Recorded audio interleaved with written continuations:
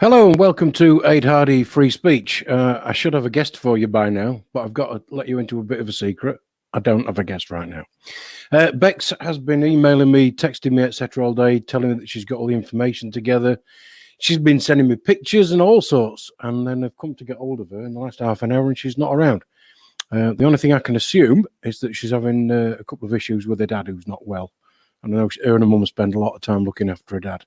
So in the meantime, thanks to everybody who's commented on Dr. Adil and the update conversation we had with him last night. He's certainly doing a lot of work, well, all over the world with quite a lot of other medical professionals. So we just wish them a lot of luck with that. Because it is, I mean, listen, I've been shopping this morning. And me going shopping at the moment ain't good. I've got a bit of a disability, you know, from motorbike accidents, and I can struggle to stand up for a long time. And I mean, I'm not too bad, but even today, normally I'd have walked into a shop, 20 minutes straight out, done. You know, you're queuing outside 15, 20 minutes, then you've got 2 meters apart, people stood at the top of aisles waiting for people to finish, and you know, what do we do? Anyway, we're trying to move on to other stuff, really, because we've got this chap called Simon Dolan. I'm just having a look at this other screen. You'll have to excuse me. I've got 2 screens going on, but only one on the computer that I'm actually using. Simon Dolan's lockdown judicial review case.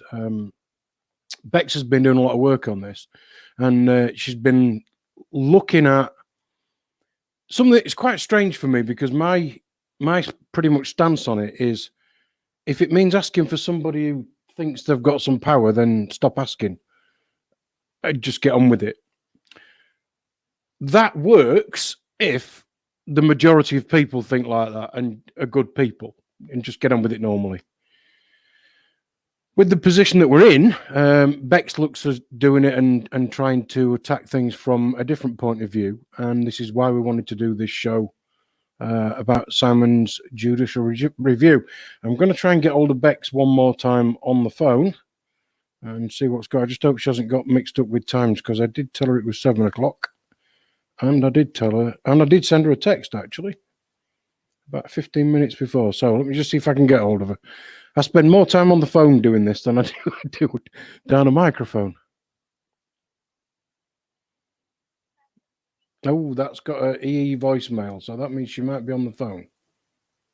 Well, we've certainly got to hope that there's nothing serious going on. I also want to say a few thanks as well, just while we're waiting for Bex to appear. 2 or 3 weeks ago, I'd never done really much at all with my YouTube channel. Nothing at all. Just there was a few bits from Raconteurs 2 on it. There was a video from a razor I bought God knows how many years ago. And that was it. And in the past 3 weeks, I've got like 400 odd subscribers come from somewhere. So thank you very much. There's no money involved. There's nothing monetized or whatever. It does make a difference when you know that people are taking notice and people are commenting, which is always good. I don't know what we're going to do about Bex. I really don't. I can only assume that she's busy with her dad, who is actually quite ill. So I think what we're going to do, I'm going to give it another couple of minutes, wait for a few other people to join us, and then we shall see what's going on. Let's just have a look who's in this bit of a chat room. Let's have a look right from the beginning. Somebody called StreamYard. Hello. Don Telling-Pike. Hello there.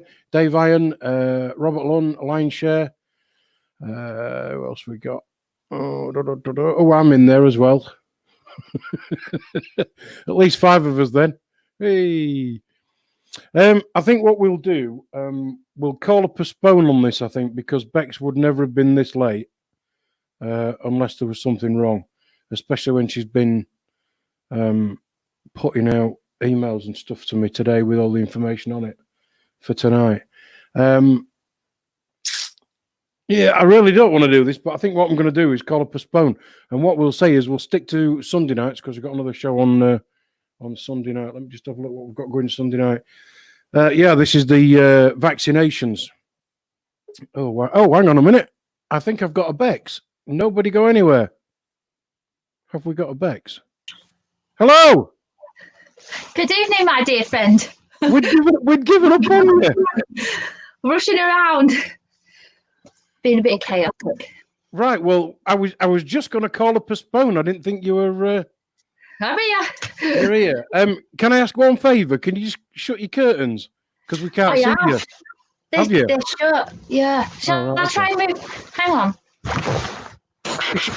It's just because you sat in a bit of a shadow. That's all. It's got a donkey's on it. I'm going to move the Shackleton.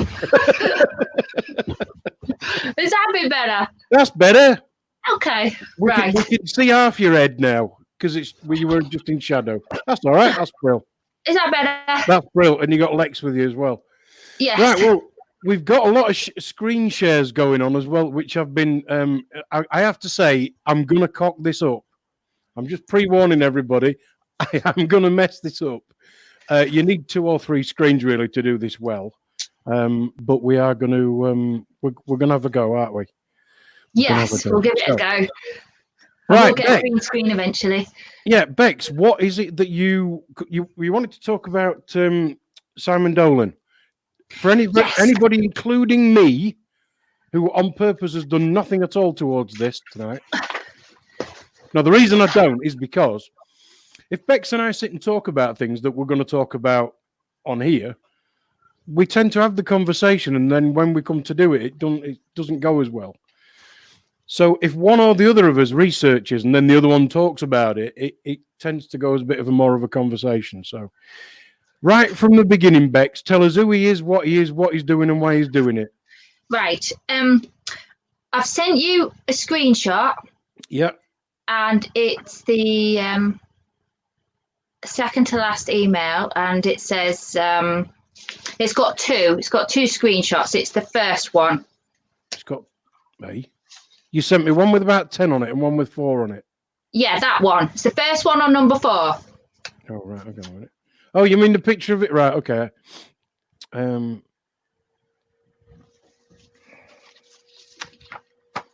going to have to get a bit more tech savvy, aren't I? Is it this? I think. Is it this? It should be of a gentleman. That's him. Okay. Hey, I'm getting good at this, aren't I? Right. Okay. This gentleman is called Simon Dolan, and he's a businessman, very wealthy, and he's submitted a pre-action legal notice to the government on the 1st of May regards his intentions to take the government to court, notably Matt Hancock and also the Education Secretary as well, and I forget that gentleman's name. Okay. Anyway, he's sought public opinion on this, and so has set up a crowdfunding page because he wanted to have feedback as to how many people were backing him on this, which I totally understand. And if you go to the next page, the next slide. Right, hang on a minute. I've got to stop doing it. Oh, hang on. I've got that many blinking things open on one page. Right, hang on. So how do you stop that then? Stop that. And then I need to find the next one. Hang on a minute. I'm getting rubbish at this. You're having fun. Okay, I think it's this one. Hang on a minute. Share Number screen. 2. And we want to do that one. And we want to do... Is that what we want to do? No, it's not. Oh, my word. I didn't realise this happened. Each time I open one and close one, it leaves them all open. Right, hang on a minute. Cancel that for a second. I need to work out how I do this. Sorry about this, peoples. Anyway, while you're doing that, what he's done is he's set up a legal challenge to the UK government lockdown crowdfunding page, which we're going to put a screenshot up in a moment. And he's going to court requesting the right for a judicial review. Now, that's a screenshot I've done tonight. So the current funding at the moment stands at 134,000, not far off 135. He is a wealthy gentleman, and from what I've read, it's not about the money. It's about getting the public on board for the right reasons. So to see how many are prepared to help crowdfund this, and I'm sure he will be digging deep into his pockets later on if the court case is protracted. So if you go onto that page, by Simon Dolan on the crowdfunding crowd justice webpage shown there. It's set out very plain and simple for everybody to read about why he's doing it, what he's seeking from the court, and there's a section where you can see the update page. Just where can people go to this, Bex? If you just type in legal challenge to the UK government lockdown, crowd justice, it will take you straight to that webpage that you're seeing that picture of now. Right, that's a bit of a gobful. Legal what? Legal challenge to the UK government lockdown. That's all you need to type in, and it will come up under the crowd justice system. And the name of the gentleman that's doing this crowd justice one is called Simon Dolan, who's the businessman you saw a picture of earlier. Okay, so 135 grand nearly. At the moment, yes. And he first submitted the case. If you go to the comments and case update page on the website, it gives you a breakdown of how it's gone. It kicked off early at the beginning of May with a pre-action notice sent to the government directly to Matt Hancock. And it gives the reason why the pre-action notice was sent. It sets briefly out the case. And then the government responded around about the 6th, I think, of May, asking for an extension of time. And they then followed up with a response on the 14th of May. And so what exactly does it say, Bex? What exactly does it say in his paper? What specific things is he? Well, I'm coming to that in a moment, just simply because I want to just. They were hoping for a negotiation whereby the lockdown could be lifted for all businesses and for schools to be returned to normal. I think, as predicted, that wasn't going to be forthcoming from the government. Yeah. So as of yesterday, there was a big update, a massive update, because beforehand we didn't really know what the crux of the case against the government was going to be. But as of yesterday, if you go to the comment section online, you will find that the gentleman has actually made a statement that the government isn't playing ball. So he's instructed his solicitors to commence legal proceedings for judicial review. And the judicial review is on the legality of Matt Hancock's decision-making to put this country and everybody into lockdown and the consequences of everybody's jobs, income, livelihoods, and the civil rights that have been removed from us during this process, as well as the educational impacts of removing all the children from school and also the universities. So as of yesterday, he has kindly and transparently, to all those who are supporting me on this, uploaded an 87-page case framework of what his solicitors have submitted to the government. That is the legal framework case. Accompanying that are 1,000 pieces of documents as evidential submissions. They're not online. Obviously, I think as the case unfolds, we might have a little bit of an idea on that. But the actual case itself, which I've been ploughing through, and I love reading this sort of thing, and some people might be a little bit put off by reading legislation or court cases, but they're quite interesting to get your head round, and you're just the same on this, I think, aren't you, Ade? Yeah. I've only literally just printed off the first page to show people of what the actual case is. It's 87 pages and it's set out in straightforward paragraphs. Yes, it's in legalese, but you can get your head around it. What he's actually challenging is the legitimacy of invoking various statutory instruments off the back of, as I understand it, the Public Health Act of 1984, which is to do with infectious diseases. Right. So you have a term, what you call ultra-virus, as we know, which means leading beyond your powers. You haven't had the legal authority to take those decisions. Virus means power in Latin. And if you are acting within your powers, then it's infravirus, sorry. Right. Where is it? Here we go. What he's basically saying is that these draconian measures have been brought in and it's well beyond the powers that anybody's got. No, specifically the two people he's taking to court is the Secretary of State for Health and Social Care as the first defendant and the Secretary of State for Education as the second defendant. Right. Now, what I found quite interesting, and I typed this up for people to see. But nobody can see it because you're dead small. And shall I get rid of the picture? Yeah, get rid of the picture. Hang on a minute. Right, stop that. Hang on, let me make you bigger. Oh, don't do that. Oh, hang on, no, it's the other way around. It's that one, I think. How's that? Can you see that? Hang on a minute. Oh, hang on. Right.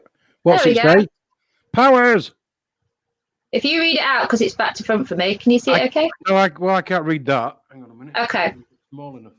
No, just read it out, Bex. Virus, V-I-R-E-S, means powers in Latin. Ultra-vires is a Latin phrase meaning beyond the powers, an act which requires legal authority but is done without it. So he's taking these two individuals to court, these two secretaries within the government, to say, we believe you've acted ultra-virus, meaning without legal authority with the positions they hold. Okay. And it's opposite under what you would call intra-virus, which means you've acted within your legal jurisdiction with the position you hold. Yeah. Okay. So you would say if you acted within your legal authority, your powers that you had, then you're acting with validity, you're valid, and those that are ultra-virus are invalid, i.e. they didn't have the authority with the position they held. So you remember we used to talk about common purpose? Yeah. They acted beyond authority, didn't they? That's how they work in this country. And those who are common purpose trained quite happily like to go beyond their virus powers, shall we say. Now, I did find it interesting looking just at the word virus and bias, and it's literally a change of one letter, E, to a U. Yep.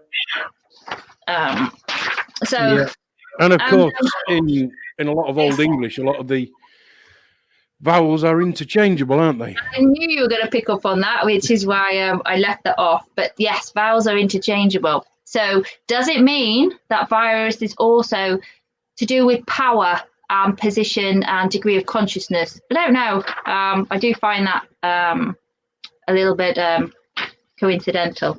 So if we look at the front of the 87-page court case, legal solicitors court document that's gone to the government, I thought it'd be interesting for you to give your comments on this, Ade, because it's addressed to the Queen's Bench Division, and it's going to an administrative court, and it's in the matter of the Health Protection Coronavirus Restriction Regulations of 2020, and also the matter of the Public Health Act 1984, which a combination of the statutory instrument and the Act of 1984 was what put us in lockdown. Yes.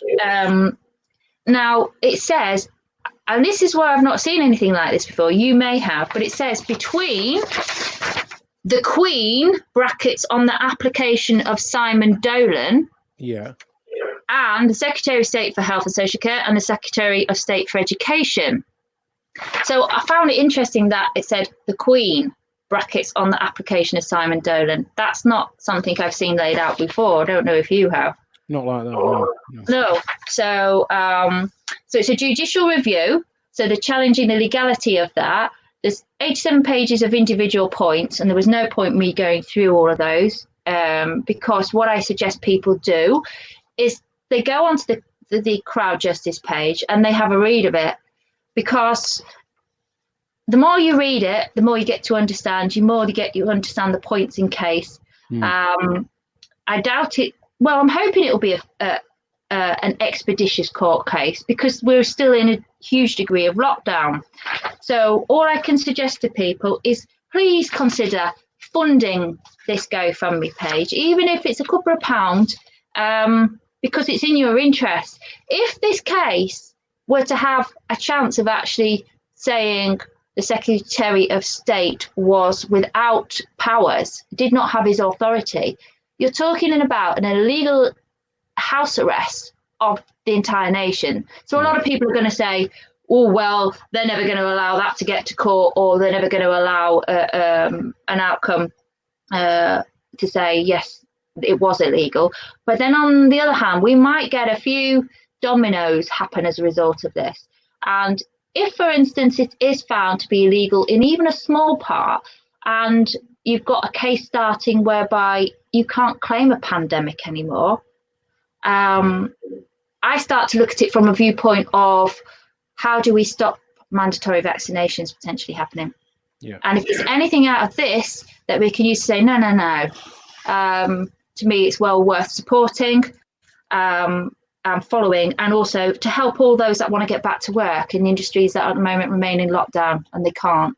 So I'm not aware of any other legal case at the moment. The QC barrister is Philip Havers, a High Court judge, Deputy High Court judge, who specialises in public law, human rights and public inquiries. Interestingly, some of the human rights aspects to the case are Article 2 of the Convention, which is everyone's right to life shall be protected by law. Now, it's interesting that the government are going to come from one point to say, well, we were protecting everyone's right to life by lockdown. But then from our side, there's so many people who have struggled from the stress, the shock, the impact of it. Yep. There's going to be a myriad of battle points, I think, on that. Article 5 is coming into the case as well, which is everyone has the right to liberty and security of person. So liberty is a key one, especially if they're going to start looking at evidence that shows the statistics did not mean everyone should have been put into lockdown. Article 8 is coming into the case, which is right to respect for one's private and family life. And obviously with a lockdown, there hasn't been any of that. And then we have Article 9, which is freedom to manifest one's religions or beliefs. And as we know, churches were shut down. People haven't been allowed to have that right. Yeah. Dr. Ade was talking about this last night, Right. A lot of places of worship completely closed. Yeah. Yeah. And right over Easter as well. Yeah. And when you look at what's happened over the past few weeks, pubs were on the way out anyway because of the smoking ban. Some were still hanging on for grim death. We've now got kids who, instead of sitting next to their classmates, there's probably half a dozen there in their school at the moment, and they're the ones whose mums and dads are key workers, and they're all sat in different corners of a classroom. And when you go to a supermarket, you can't be near anybody, and you can't go to you can't go anywhere where a group of people can actually sit and have a conversation. And I think this is important, because anybody who wants to actually sit with somebody, there's nobody better than me at having a good old bitch, a moan and a whinge. The thing is, though, on that issue over not being able to sit with people, it's already come out, and we knew it anyway, the fact that they used guidelines, which is no legal obligation. The 6 foot 2 meter social distancing is totally unenforceable. You cannot be done for being less than 2 meters 6 foot away from somebody. It is a guideline. It is like any policy that you would get as an employer providing it to your employees. It is there for a reference to consider. I just think there's the big thing that has stopped is interaction. Yeah, absolutely. Unless it's on a screen where it can be monitored. I think what you tend to see now, and I've noticed, is there's a definite separation of society. You've got those that are completely absorbed and totally brainwashed by mainstream media and don't watch anything else. You can tell that by the way they react down the street. And then you can tell the others that have got a broader view of research of what they've looked at regards material, because you can tell the way they react. Yes. And I found lately I've had 3 people around where I live, and I avoid now trying to engage in conversation because I don't want to engage in disharmony with them, because I'll end up with a rant at them. But I find they come to me a bit like magnets, and they want to tell me about the lockdown shouldn't be lifted, or this is never going to go away. We're going to have to stay in our homes. It will never be the same again. So I can't stand there and keep quiet. I will say, no. Let's start talking about this. And I noticed the cognitive dissonance. You'll tell them something that will go against what they've been brainwashed with, and they look at you, and then off they go. They don't engage with it. I've had one man who surveilled my activities and shouted across the road that I was going out too much. So I had a few choice words there. I had one lady who was frightened of a neighbour coming back to our street who lives abroad for most of the year with work, and were saying they're going to come back with a virus, blah, blah, blah, blah, blah. So I had to put her a little bit straight on that one. And I've had somebody who described it as schools and society will never be the same again. Kids can't go back to school. They actually considered coronavirus akin to the fact that you can't get rid of nits at school, so there's no way we can get rid of coronavirus at school, so they shouldn't be at school. And I was gobsmacked. I was walking the dog. And I was like, well, you've shot your own argument there, love, because school's carried on with their nits for years and they still get on with their lessons. Yeah, exactly. So I get staggered by the mentality. Your brother's in the chat room says, check your WhatsApp because he sent something to you that he wants you to read out. I've got my phone on silent. I know. Sorry, Lee. I'll keep her in check for you, mate. While she's doing that, I just want to tell you about this one. My magical neighbour who lends me her car. Yeah. Yeah, thank her enough.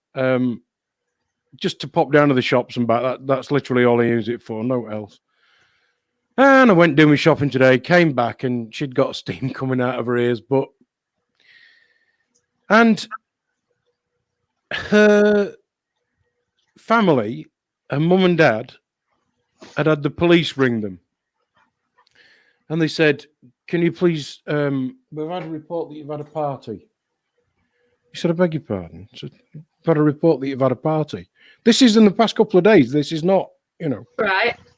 He said, what? He says, well, have you had your family round? And he said, yeah. They come round all the time. Why?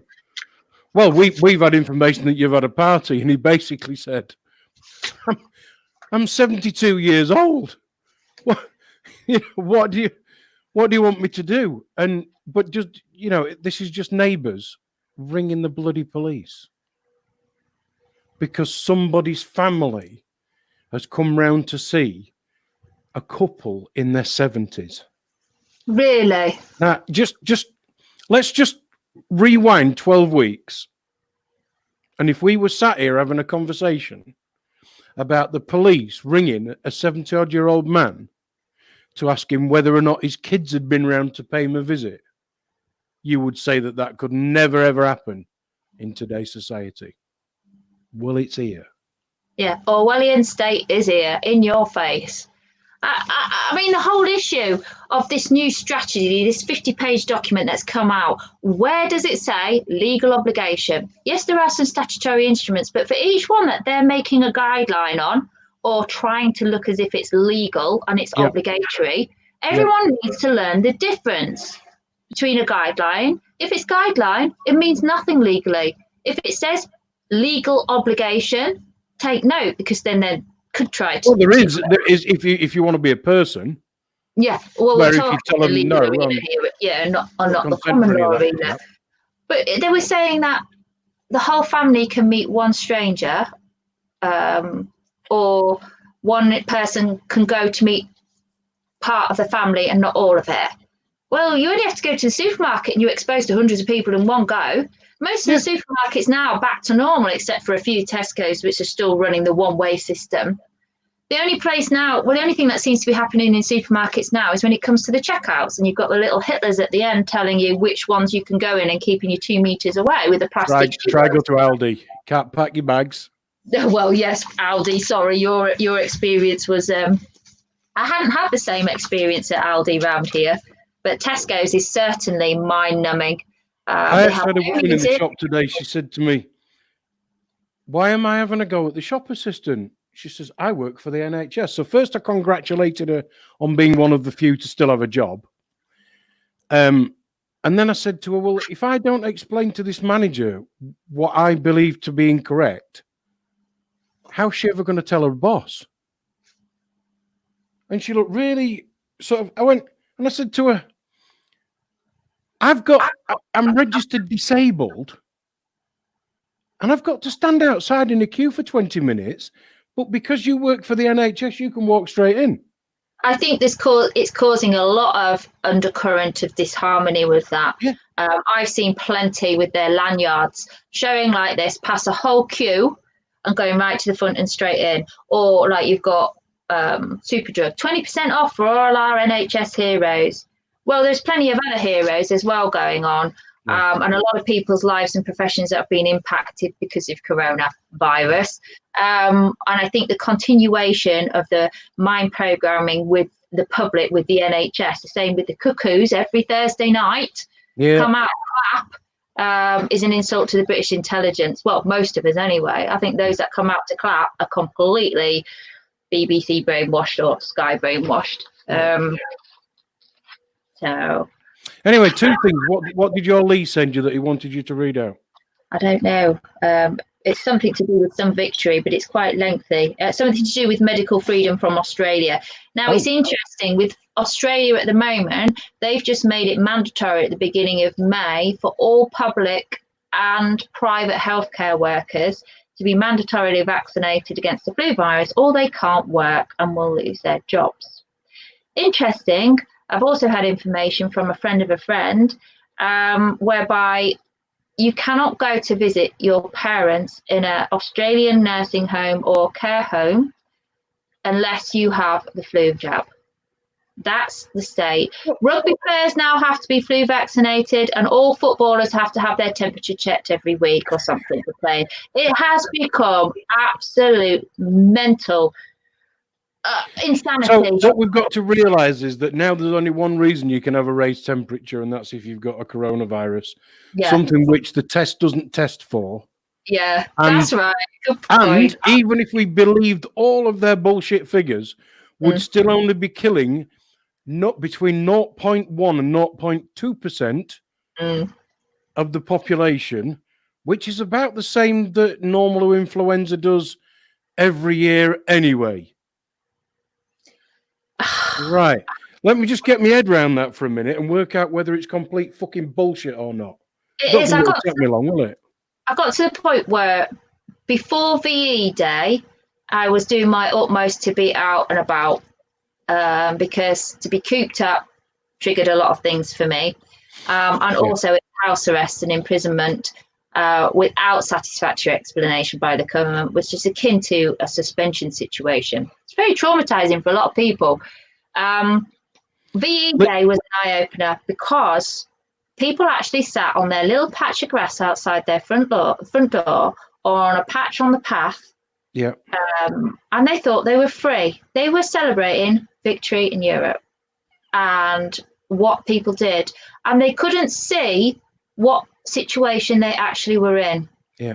The amount of people that did that just absolutely put my head in a spin to the point where I thought, I don't want to be around people like that anymore. And I'd sooner be at home and not have to see it. Because for those that are away can see more of the clues of what's going on.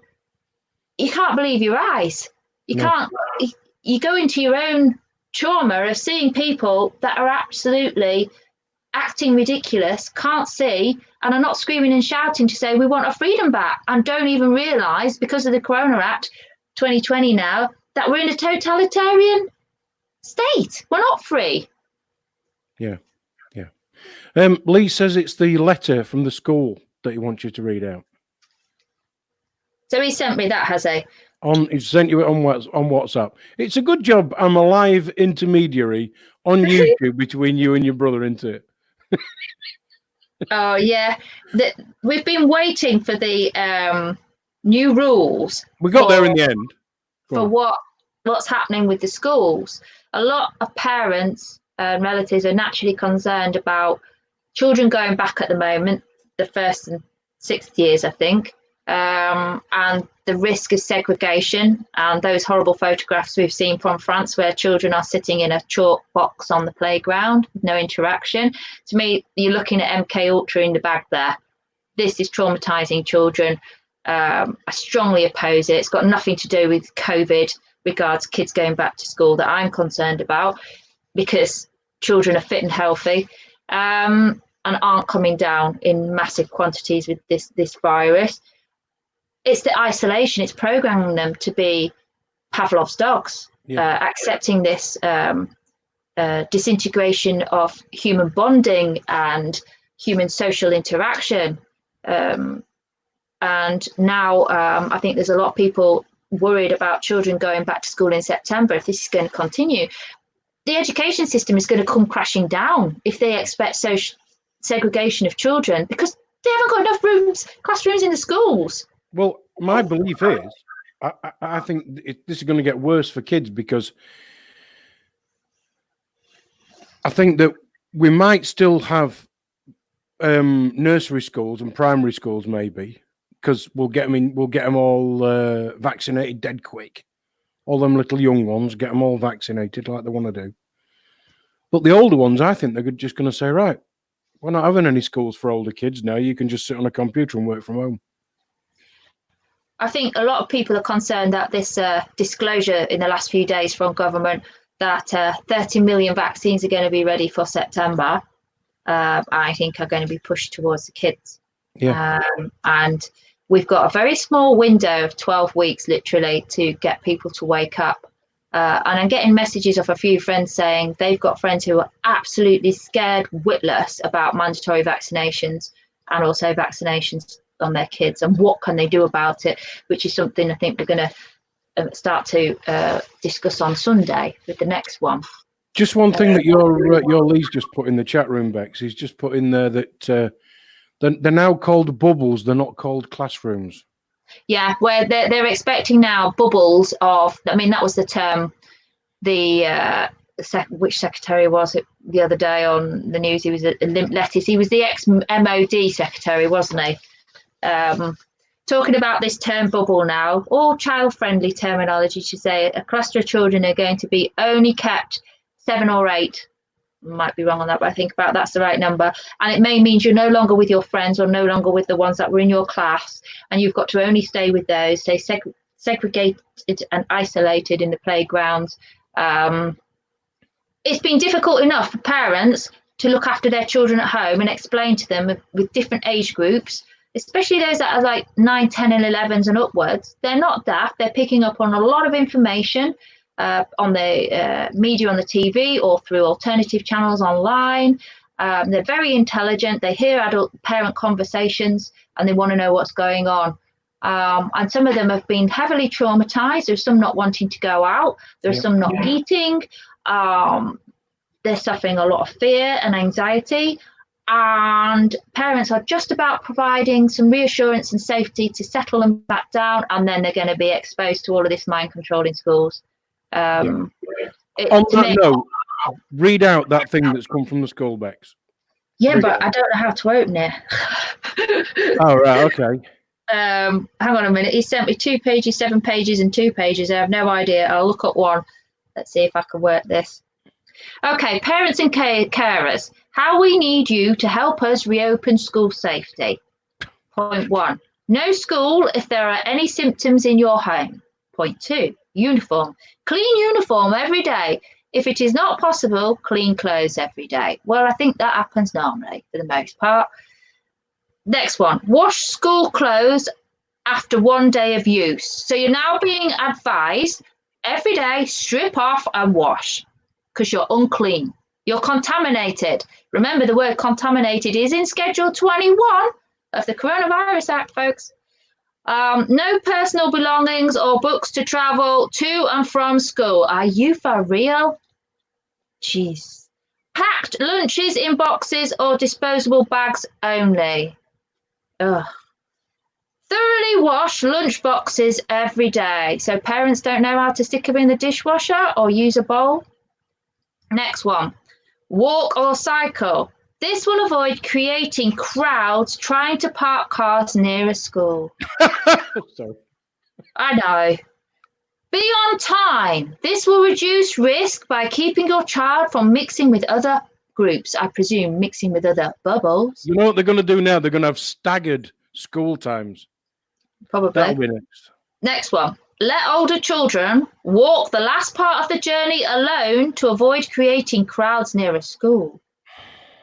Next one. Parents are not allowed in the school grounds except at drop-off designated areas. This stops contamination of playgrounds and avoids creating crowds. The next one. Obey the special signs and markings in the ground around the school.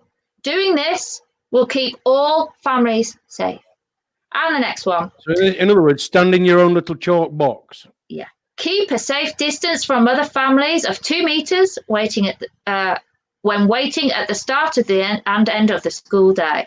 Now that is on a typical health and safety poster type thing. And they've got these stupid little gimmicks.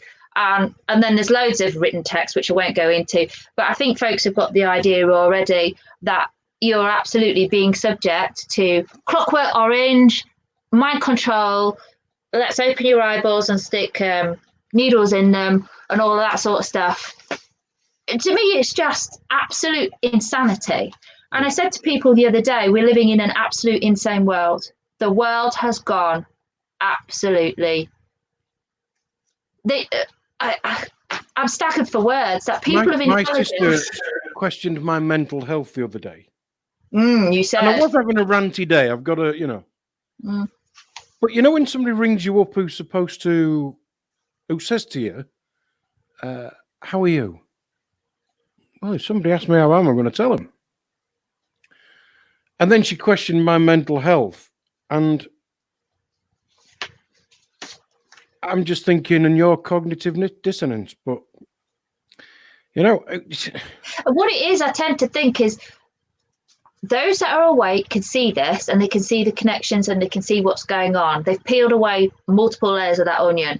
Yeah. But for those that have never had, I've said it before too, something hit them in their life like a steam train to absolutely shock their world and cause them trauma and affected their everyday environment, they don't think or want to think outside that box. A lot of people can't even begin to imagine that the government has abused and lied to them for an agenda that isn't to do with the coronavirus. They couldn't even begin to contemplate that. And if you were to tell them the BBC is, what do we say, British Bullshit Corporation or Broadcasting Bullshit Corporation,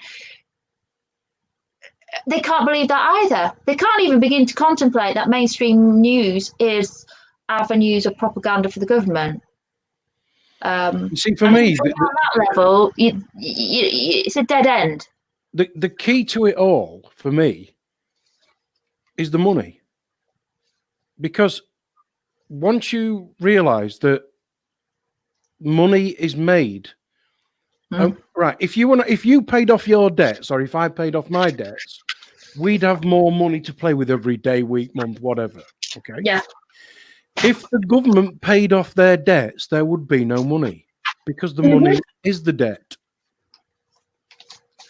Debt is what money is. Money just comes into existence by people or countries borrowing it from a group of banks that are all owned by the same group of families. And also, it's not... Once you work out that above all government is another layer, and they're the people who decide where the money comes from, or if it comes from, they're in control of everything.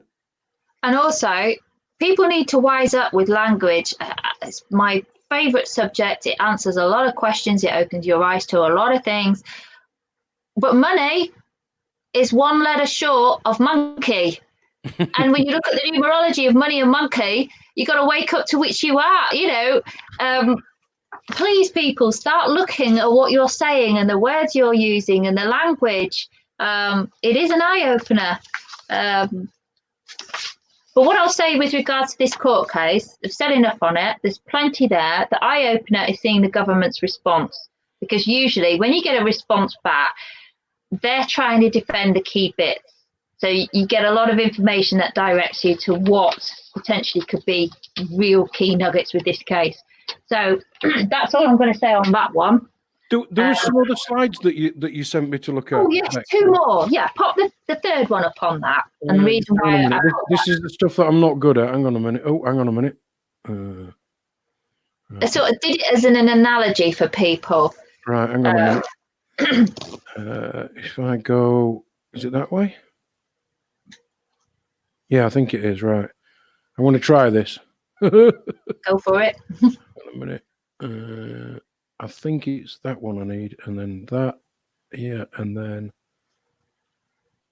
Any good? Yes. There we go. Now this is a Harry Potter film picture. I don't know if you remember which film it's out of. If you're a Harry Potter addict like me because of understanding magic, this one is Order of the Phoenix. Now this is when Dolores Umbridge, the one in pink with all the cats and the teacups, creates rule after rule after rule after rule. And each time she wants to control the children and their skills and their capabilities and their magic, she sticks another rule up, which are what all those decrees are. They're proclamations, decrees. And what you've got to remember is the legal system and statutes and acts and statutory instruments, all of that are like this. If you can get that into your head, that it is like a school, government is a school, and they will set out their set of rules, and each time they want to control you, they'll write a new one. That's what they did with the Coronavirus Act. And they made instruments off that, and they also made instruments off other pieces of legislation, such as the Public Health Act 1984. Just one thing about that, Bex. 1984. Well, have we not heard that before somewhere? Oh, yes, Orwellian. To me, it wasn't a coincidence that this is coming to play at this time. Yes, absolutely. So what we've got to look at is 1984 was when eventually they got the stuff out about AIDS, even though Judy Mikovits had been working on it and had been able to, well, in her own words, what is it she said? If she'd have been able to get the information out earlier, then she'd have saved a lot of lives from the AIDS. Absolutely. When that first came out. But Dr. Fauci and Bill Gates and all their cohorts basically stole all her information and then spent 2 years rewriting it all. Yeah. So they can make money out of it. Great. Absolutely. And if people come watch Dr. Judy Mikovits, we absolutely implore you to do so, because her explanation of how they culture viruses in the types of mediums and what that does to human health is absolutely invaluable. Really need to understand that, guys. But with regards to this picture, if you can get your head round that each piece of legislation and each statutory instrument are those decrees that are framed in Harry Potter, and the students there are like the population, and they're looking up going, oh my God, another rule, another rule. When you start to understand what legal system is and what common law is, you'll start to understand how you are ruled, how you're controlled, how the courts work, a legal case versus common law case. You need to have a degree of understanding on that, because if you're going to fight any form of mandatory vaccine in the future, one of the angles to protect yourself will be common law, which we'll talk about at another date, won't we? Well, I'm hoping that I've got to say I'm a bit peed off with common law court. Yes, I agree on the point you're going to mention. How long ago is it, Bex, that you paid them £4.50 each for 4 or 5 downloadable electronic delivery certificates? We have got a problem at the moment with the common law courts, is they're not delivering on their orders. So come on, guys, we really need you to pull your socks up on that, because there are many, many people we want to start directing to you. I want to be able to sit here and do a full show about common law court, how it's all going to work, what we need to do, why we need to do it, how it will hopefully help us and protect us. And I can't, because the goods coming back from common law court are just not happening at the moment. The only thing I would say is go to common law court and register your birth there. That's the first thing to do. It's free, don't cost you anything. Go and do it. I am not dissing common law court or John Smith up there in Scotland. Absolutely not. Absolutely not. He's clearly swamped under with what he's doing and needs some help. if he can get me certificates to me and he'll answer me blinking email that I sent, I want to help. Yeah, we So, all do. yeah, So if he wants people to come on board to help run that place and get the website and to get those certificates out to people, there are people out there, aren't there? Yeah, there's people out there, including me, that help to do that. And I do notice that up and down the country, both England, Ireland, Scotland, and Wales, and the Isle of Man, they've actually got different people looking after different things in different areas. Now, at the moment, there isn't one for mine. But here we are in a position where there's so few people trying to do so much. All we can do at the minute is try and not I think just try and not put too much information out there for him all in one go. But as soon as I get that back off him, then we are looking at doing a full show just based on that. Did you want me to put that other picture up, Bex? Yeah, the next one, and then that's finished, and then we'll go on to some symbolism. Hang on a minute. Yeah, because there was loads of other pictures that you sent me as well, wasn't there? Oh, yeah, very interesting. My cup of tea. I know. I think it's this one you want. Hang on. So we want to do. Oh God, it's hard enough even if you're clever. This. There we go. Is that the one you wanted? A picture of Dolores Umbridge, who she's a smashing actress on Order of the Phoenix, but she's the one that creates the decrees and the proclamations, and she's the equivalent of Matt Hancock. And also the education minister. So if you can get your head around how Order of the Phoenix works, you'll not go far wrong in understanding to some degree what the court case is with regards to the judicial review. So that's all I wanted to say on that. Bit of fun there. Bex, you're always into numbers, aren't you? Well, yes. We mentioned 1984, and that was what was the act in 1984 that they're relying on for this? Public Health Act, brackets, infectious diseases. And then the other one, 2020, because we've all got 2020 vision, haven't we? Yeah. Yeah. Great. But anyway, we'll come on to 2020. What I found very interesting. So just before we move on, Bex, are you wanting to move on to the symbolism now? Yes. Right. Before we do that, let's just give Simon another shout up and show people where they can go and what they can do, just as a bit of a last thing on that. Please, I implore you to go and have a look at the website. And if you're in agreement with what his cause is, which there are hundreds of thousands, hopefully, of people now, we're up to 136,000. We want this court case to go ahead. Yes, it's in the legal arena, but it's one avenue, hopefully, where this gentleman is trying to get lockdown lifted so that people can have their jobs back, pubs, clubs, cafes, everybody that's been infringed upon at the moment, and to get the economy back up and running and the education system back to normal. So if you've got £5, please add to the cause, and this gentleman is keeping everybody updated. He's providing transparent information on the court case, and we need to follow him closely. And if you just stick into your preferred search engine, legal challenge to the UK government lockdown. Yeah, even if you just put his name in, Simon Dolan. Yeah, and then you'll get that come up. Yeah, excellent stuff. Right, so we'll now budge on and we'll look at symbolism. You love symbolism and numbers and words. And is there anything?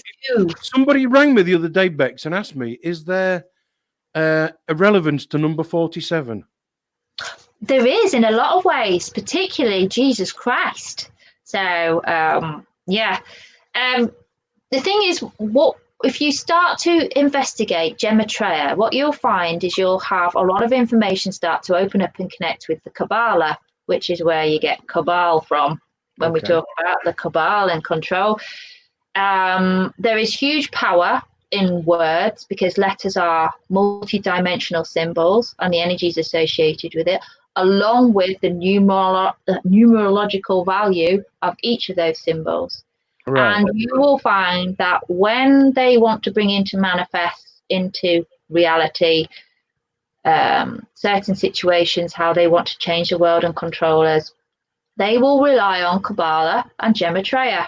There are some excellent websites out there that explain all about that.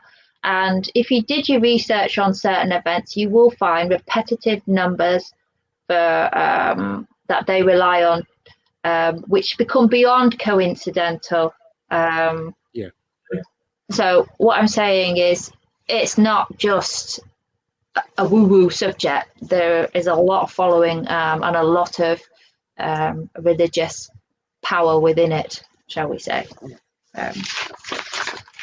So hang on, we've got just before you move on, I just want to put this one up. It'll appear on the screen, Bex. There you go. Question for Bex. Has she been doing any beach art graffiti lately? Very true. I have been, actually, with a friend. We did do some. Yes. We keep doing that, and it's quite amazing, people that walk by on the pier and notice it and start talking. So that's the aim of it, is to... Probably just saying that you're batshit crazy and you should be locked up and, you know. Yeah. But, yeah. So freedom of expression, creativity, I'd suggest most people start doing it. And if people come up and start talking, and that's what it's about, is passing the message on. Yeah. But what I've noticed with Corona is, where is it? Hang on. Do we need a picture? This little thing here. Oh, hang on then. Right, hang on. I need to get on.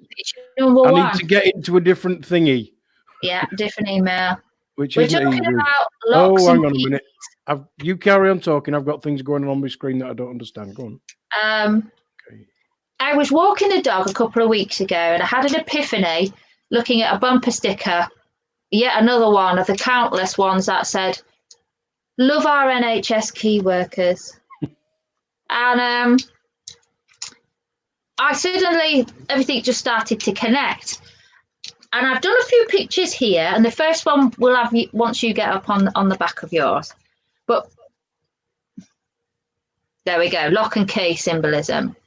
Now, you've got to look at this and understand there are two parts to it. There's a lock and there's a key. And if you understand what a locksmith does, a locksmith is a maker of locks.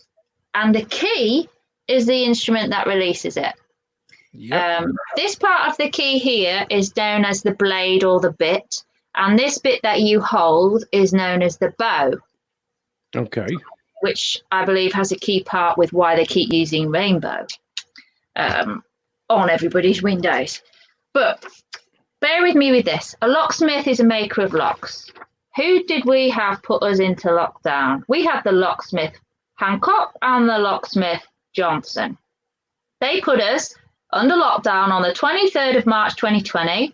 We were absolutely locked up and under house arrest. So they're the locksmiths, but they're also the keeper of the keys. What have they marketed to us? They've marketed to us NHS key workers, and to clap all of those key workers as well. And the instrument that they are always showing to us is a key. So you've got the key workers. What else do we have with the same lock and key symbolism? Is we are told repeatedly, and when you look into the anatomy of a virus and how it works, according to the science viewpoint of viruses, because it's very different in other ways, spiritual ways are very different on viruses, but you have a lock and a key system. You have a cell, which is the like Pac-Man symbol, and it has receptors on it, and you have a virus which comes along with spikes on it. And if the spike is the right, that's it, you've got it. If the spike is the right size and shape for the right receptor, they fit in, and the lock and key connection with a virus and a human cell or an animal cell, if it fits perfectly, the virus will then be able to transfer its RNA or DNA into the middle of the cell. Now, they keep telling us that the only function of a virus is to replicate itself. Yes. And I find that quite hard to believe, that it does nothing else but decide it just wants to make more of itself without a function or reason. So if you then start thinking spiritually and you start looking at other avenues as to why viruses happen, you can find a lot of informative information. And you sent one the other day, Ade, which talked about viruses are actual human uploads of information associated with a rise in human consciousness. Now, this one here is how SARS-CoV-2 is working. Hang on a minute, because I'm getting technical now. You've got it? I have, hang on. Yeah. If I do that, there's got to be a quicker way of doing this. No, you were spot on with that one. Let's have that one back. Oh, hang on a minute, share screen. Share screen. Window of that. Ta-da! God, I'm getting good at this. Right, this is showing you the lock and key again. Yeah. The reason why this particular virus is called corona is, as we've mentioned before, is because it has lots of spikes on it, like the spikes of a crown, the spikes around the sun when it's shining. So that's what it means by the corona name of it. But one of those spikes, if it fits the right receptor, which supposedly it has done with COVID-2, you've got forward. Sorry. You've got the lock and the key. Okay.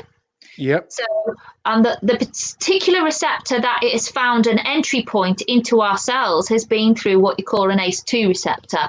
And an ACE2 receptor is a particular type of receptor that's to do with control of blood pressure, making your blood vessels dilate or contract. So that's its route of entry, that's how it's got into our cells, supposedly. And the interesting point is the ACE2 receptor is a receptor that's used for a lot of blood pressure drugs. So there's a lot of info out at the moment as to whether people on blood pressure drugs are more at risk of COVID, or actually they're more protected by COVID with the drugs that they're on from COVID. So we need to watch that space on where they're going with that. But that's showing you how the lock and key works. Okay. Right, okay. Next slide. Right. I don't know if people, for those that have got Netflix, there was a series that came out on February the 7th, I do believe, just before this all kicked off with lockdown. And it was that came to me when I saw key workers and the keys. It's called Lock and Key.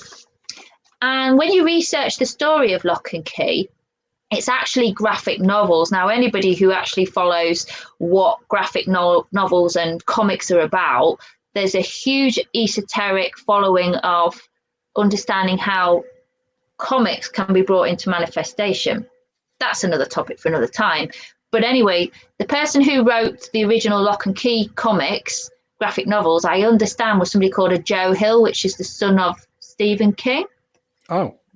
And the Lock and Key stories is about these magical keys. When they find the right lock, you get revelations and higher understandings of consciousness. And Netflix came out with the Lock and Key at the beginning of February. And there are different keys. They're showing you a shadow key. There's a memories key. There's an omega key. There's so many different keys. And each chapter of the story on Netflix in series 1 goes through that. Right. So you've got Lock and Key Symbolism at a point where we're going into lockdown. If you go to the next slide. Oh, hang on a minute. I'm not sure they're in the right order. Oh, that's gone to number 7. Yeah, no, go back. There's 5. Oh, there we go. So you've got the Lock and Key Symbolism here, and it involves a family called the Locks. So, and they go to an ancestral home called the Key House, and it's the adventures of the children and the adults in the house where they discover each of these keys, and I think there's 30 odd of them at least. And it's a real good fantasy story. It's well worth watching if you've got Netflix, but just start to understand what the real messages about the keys are, because one of them goes into the back of the neck, which is the brain stem. Oh, God. And COVID information, if you look, they are talking about in some papers now that the virus can enter the brain. And they have mentioned that COVID can also be found around the brain stem. And also it is responsible for people losing their sense of smell. That started to come out. That also incidentally matches what happens with people on blood pressure tablets, which also bond to the same ACE2 receptors. They get a cough, they have problems with smell, and these are similar symptoms that are presenting with COVID as well. So Lock and Key, lockdown, key workers. You've got this right at the same time on telly, as well as remember the pandemic documentaries that were going on. So it's not a coincidence. The next slide, next picture. Oh, sorry, hang on a minute. Can I do that? Bear with me. Hang on a minute. Oh, no, that's turn 6. There we go. There we go. That's the one at the back of the neck. Okay. Well, that's like just like in the Matrix, isn't it? Yes. And this one, I think, is called Memories. And it's about you being able to access your memories. Now, a lot of us do talk about that in this carnation, we only have the memories that we have currently while we're here. But there seems to be a bit of a link here that are we able to unlock all our memories from previous incarnations? There's a lot of esoteric messaging going on here. I know I'd suggest to people, you'll find it quite interesting to watch. So next picture.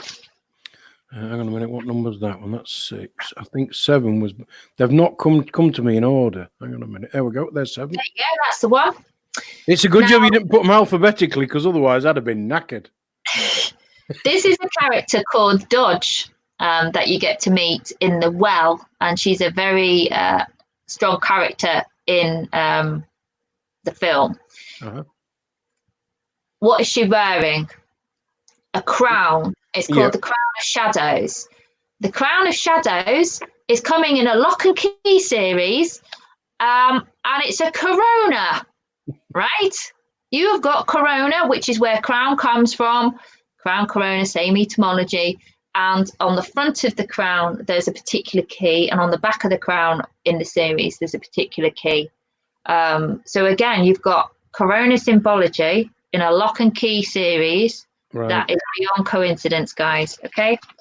So again, please start to notice these symbols that are going on around you. And then what's the next one we've got? Number 8. Where's number 8? Hang on a minute. Oh, no, it's not that way. It's the other way. Yeah. Oh, hang on a minute. There we go. We've had 7. I want 8. Where's 8? There we go. No. There we go. 8. There we go. Yeah, okay. That's it. Okay. For those, there may be a lot of people who are watching who already knows these connections, and I'm sorry if I'm mentioning it when you already know, but if you don't know, Gilead is being absolutely across the news in America because Gilead Sciences are coming up with an antiviral called remdesivir or something. It's a right mouthful to come up with, but it's supposed to be one that they want to try and market and bring to the masses to minimize corona symptoms and to aid recovery. So if you look at the symbology of it, their logo is red and white, and obviously they are wanting to market this antiviral. It is no coincidence, in my opinion, that The Handmaid's Tale is also based in the place called Gilead. If you go to the next slide. Okay. Yeah, I've just worked out where you're going with this now. Yeah. Hang on. Yeah, okay. Hang on, where's number 9? Where's number 9? There we go. That's it. Now, when you do your research on this, Handmaid's Tale came out in 2017 and they first started filming this in 2016. It absolutely took the audience by storm. And if you haven't seen the 3 series so far of Handmaid's Tale, please watch it because it absolutely unveils a totalitarian dystopian future of infertility, dominance of women, segregations of society, no food on the shelves, keeping social distancing, you name it, it's in there. Now, this story, Handmaid's Tale, came out in 1985, and the author originally didn't name the lead character. She was always nameless. And in the series that has come since 2017, she's been known as June. Okay? June. But when she is taken to be in a family, she's known as Offred because Offred means she's a slave to the man of the house who was known as Fred. So she was of Fred because she Right. was there to produce children, because infertility is a massive storyline in this film. Now, It's a massive storyline in half of Africa now. Bill Gates has managed to vaccinate half a generation of kids. Infertility, isn't it? but a lot of it is about it's also about restricting people's freedom of speech, freedom of movement, freedom to work. Women aren't allowed to work. It's full of really important storylines. But look at the colours; they're red and white, just like Gilead. The story is based in Gilead. Now, this story was written in 1985 originally, and she wasn't known as June. But in 1987, Gilead Sciences were born as a corporation. And they were born on, wait for it, the 22nd of June, 1987. So Gilead Sciences was created on June 1987, 2 years later after the book was written. Named after the place. Yes. June was never identified as June in the story by the author Atwood, if I get her surname right. And she suddenly is given a name when the series is brought on TV in 2017 as June. The colours are the same as Gilead Sciences. The storyline, the original storylines with Handmaid's Tale talk about a virus causing infertility.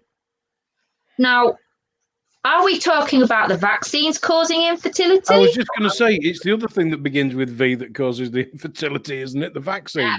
Absolutely. Not the virus. The bloody virus doesn't do anything that it hasn't been doing for millions of bloody years. Yeah. And we've all been living with perfectly well, apart from the natural 0.1, 0.2% of people that die from it who are infirm, often very old, and have got various other things that are wrong with them. Yes, yeah. Which is what's killed their immune system. The same lady I was talking to today, whose mum and dad had a phone call from the police, okay, she'd also had a member of her family who was diagnosed without pain and without much weight loss at all of stage 4 liver cancer. And normally somebody, and they just thought, well, he looks a bit yellow. So he went to the doctors. Eventually diagnosed him with stage 4 liver cancer, put him on chemotherapy, and a week later he died. Because his immune system just went, dive bombed. And it wasn't the cancer that killed him. It was the fact that his immune system was completely trashed that killed him. And this is the thing that people don't realise with vaccines. The adjuvants, what it does to the system, for your immunity system. Throughout the entirety of the COVID scandemic, plandemic, propaganda, fear porn that they've been doing, not once has any mainstream media even begun to entertain, has the death rates had anything to do with the correlation of those who've had repeat vaccinations against flu viruses or pneumonia viruses, which will, in my opinion, totally sabotage their immune system and made them extremely vulnerable to a new novel coronavirus. You'll never hear this on the news, mainstream news, but you will online hear things like Bergamo, the capital of Wuhan, capital of Europe, where the elderly population there were supposedly given a brand new flu vaccine at the beginning of 2019, and it had 4 different flu strains in it, one of which was H1N1. And then Corona comes along and there's mass deaths in that area. Yes, it was an elderly population with a lot of comorbidities apparently, but did flu vaccines have a consequence? And Dr. Judy Mikovits believes so when she's talked about the military being exposed to increased risk of corona when they have had 2 flu vaccines year on in.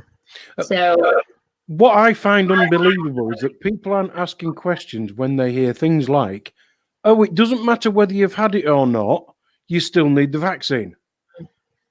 Yeah. They don't. If I've had a virus, surely I've got the antibodies to deal with it. Or my immune system next time round, when it sees something similar, don't have to be exactly the same, it'll have a pretty good idea about what to do. I mean, you were given an immune system by Creator. Yeah. Whoever created us to allow an incarnation into this apparent physical reality in these bio-organic spacesuits, as I call them. Who in their right minds wants to just roll up their sleeve, have an injection of a concoction of chemicals that they've not bothered researching, not bothered looking into the risks of, and just trust the NHS that everything's going to be all right? To me, I think the government know they're on a short time frame before too many people woke up over vaccines. And I think health or other, they are pushing. They're spending millions, apparently, millions and millions of getting a vaccine ready in a short period of time. I don't fall for that. They've had this in their pipeline for ages, along with the Coronavirus Act. They must have been planning this for the last 20 years. If you look at Bill, when I've got a doctor last night, 24 hours ago, sat in his home, taking the time to sit and tell us all. Yeah. It doesn't matter whether you use the old type of virus way of studying virus or the newer way of studying virus. It's the same. 0.1 to 0.2% of people will die from the flu every year. And they never get nothing's been different since January. Nope. Nothing. It's just the same. This is about a global reset with the World Economic Forum, how they want to run the world, how they want to depopulate the world, how they want to completely reorganize and get rid of the useless eaters. That's my opinion. And I'm hard pushed to find anything else to say otherwise on it. And if you look there, even Gilead Sciences have the yellow, the white and red to match Handmaid's Tale and their products. So tell us about this new slide that I put up then, Bex. That's from Gilead Sciences, their antiviral remdesivir. It's a right mouthful, which is supposed to improve the recovery rate for people who have got coronavirus. Again, I wouldn't trust any of it. What does it say at the very top? For clinical trial use only. Yes, because it's in trials at the moment. Is we're supposed to be getting a vaccine in September, and people have got to wake up that the government is going to be indemnifying the company it has chosen to manufacture it, which I understand is AstraZeneca. Is that right? Oh, I don't know. They're going to be indemnifying them. You will not be able to sue that company if you have a reaction or your child has a reaction and has a serious consequence to damage to their health. You've got the government you'll be up against. People need to understand what the vaccine damage scheme is about, the proxy payments that they give, or if they absolutely destroy your life or your family's life, how long it takes for court cases to go through, and start understanding the requirements of informed consent, which is something else we'll talk about on Sunday. No other drug gets away with indemnification. No other drug. So why would that not ring alarm bells in people's heads to go, well, why is that the case? It's really funny because we talk about NICE, what's NICE stand for again, Bex? The National Institute for Clinical Excellence. There we go. Guidelines. These are the people who decide. Guidelines. What? Sorry, say that bit again. NICE provide guidelines. Yeah. That's it. Guidelines. But we've got. And they set out these clinical trials that have to happen. And what you get is anybody calls any of this out, and Fauci, if anybody comes up with some things that they think will help the situation, you'll get either Fauci or Gates will go, oh, that hasn't had a clinical trial. Well, I've got news for you, Mr. Gates. Neither is your fucking vaccine. So piss off with it. The Gilead Sciences, if you look on their websites, they're a biotechnology company. and they're headquartered in California, and they research and develop and commercialize drugs. Well, you know, if they research and develop them and commercialize, there's already a conflict of interest to start with. The companies focus primarily on antiviral drugs used in the treatment of HIV, Hep B, Hep C, and influenza. I just find it too coincidental that Offred suddenly has the name June. Once Gilead Sciences were introduced a few years later after the book and with this series, and infertility having been caused by a virus early on in the story. So again, they don't put all these things out for nothing. Now, interestingly, Gilead Sciences was originally named a different name, and they were known as Oligogen or Oligogen. Actually, as an oligarch. Well, I thought that at first, but there is a word called oligogenes, which is to do with genetics, but this has minus the E off it. And people online have researched that, and it was linked to, where are we? I've got it here. The Balm of Gilead. So they linked their original first name to the Balm of Gilead, which was a rare perfume used medicinally that was mentioned in the Bible, in a place and a region in the Bible called Gilead. And you know what? You know when you said it, and the Balm of Gilead, I'm thinking to myself, this sounds like something out of the life of Brian. Well, this is a picture of the Balm of Gilead, and it's mentioned in the Bible, and it was a perfume used medicinally, and it was to do with healing, I presume. But when you get science take on biblical meanings, I always think there's a conflict and a battle going on. And you can see this roll out in companies. And this is one classic example of it. So I think always research the company that you're getting info from and see what their ethics are and what their framework of thinking is. And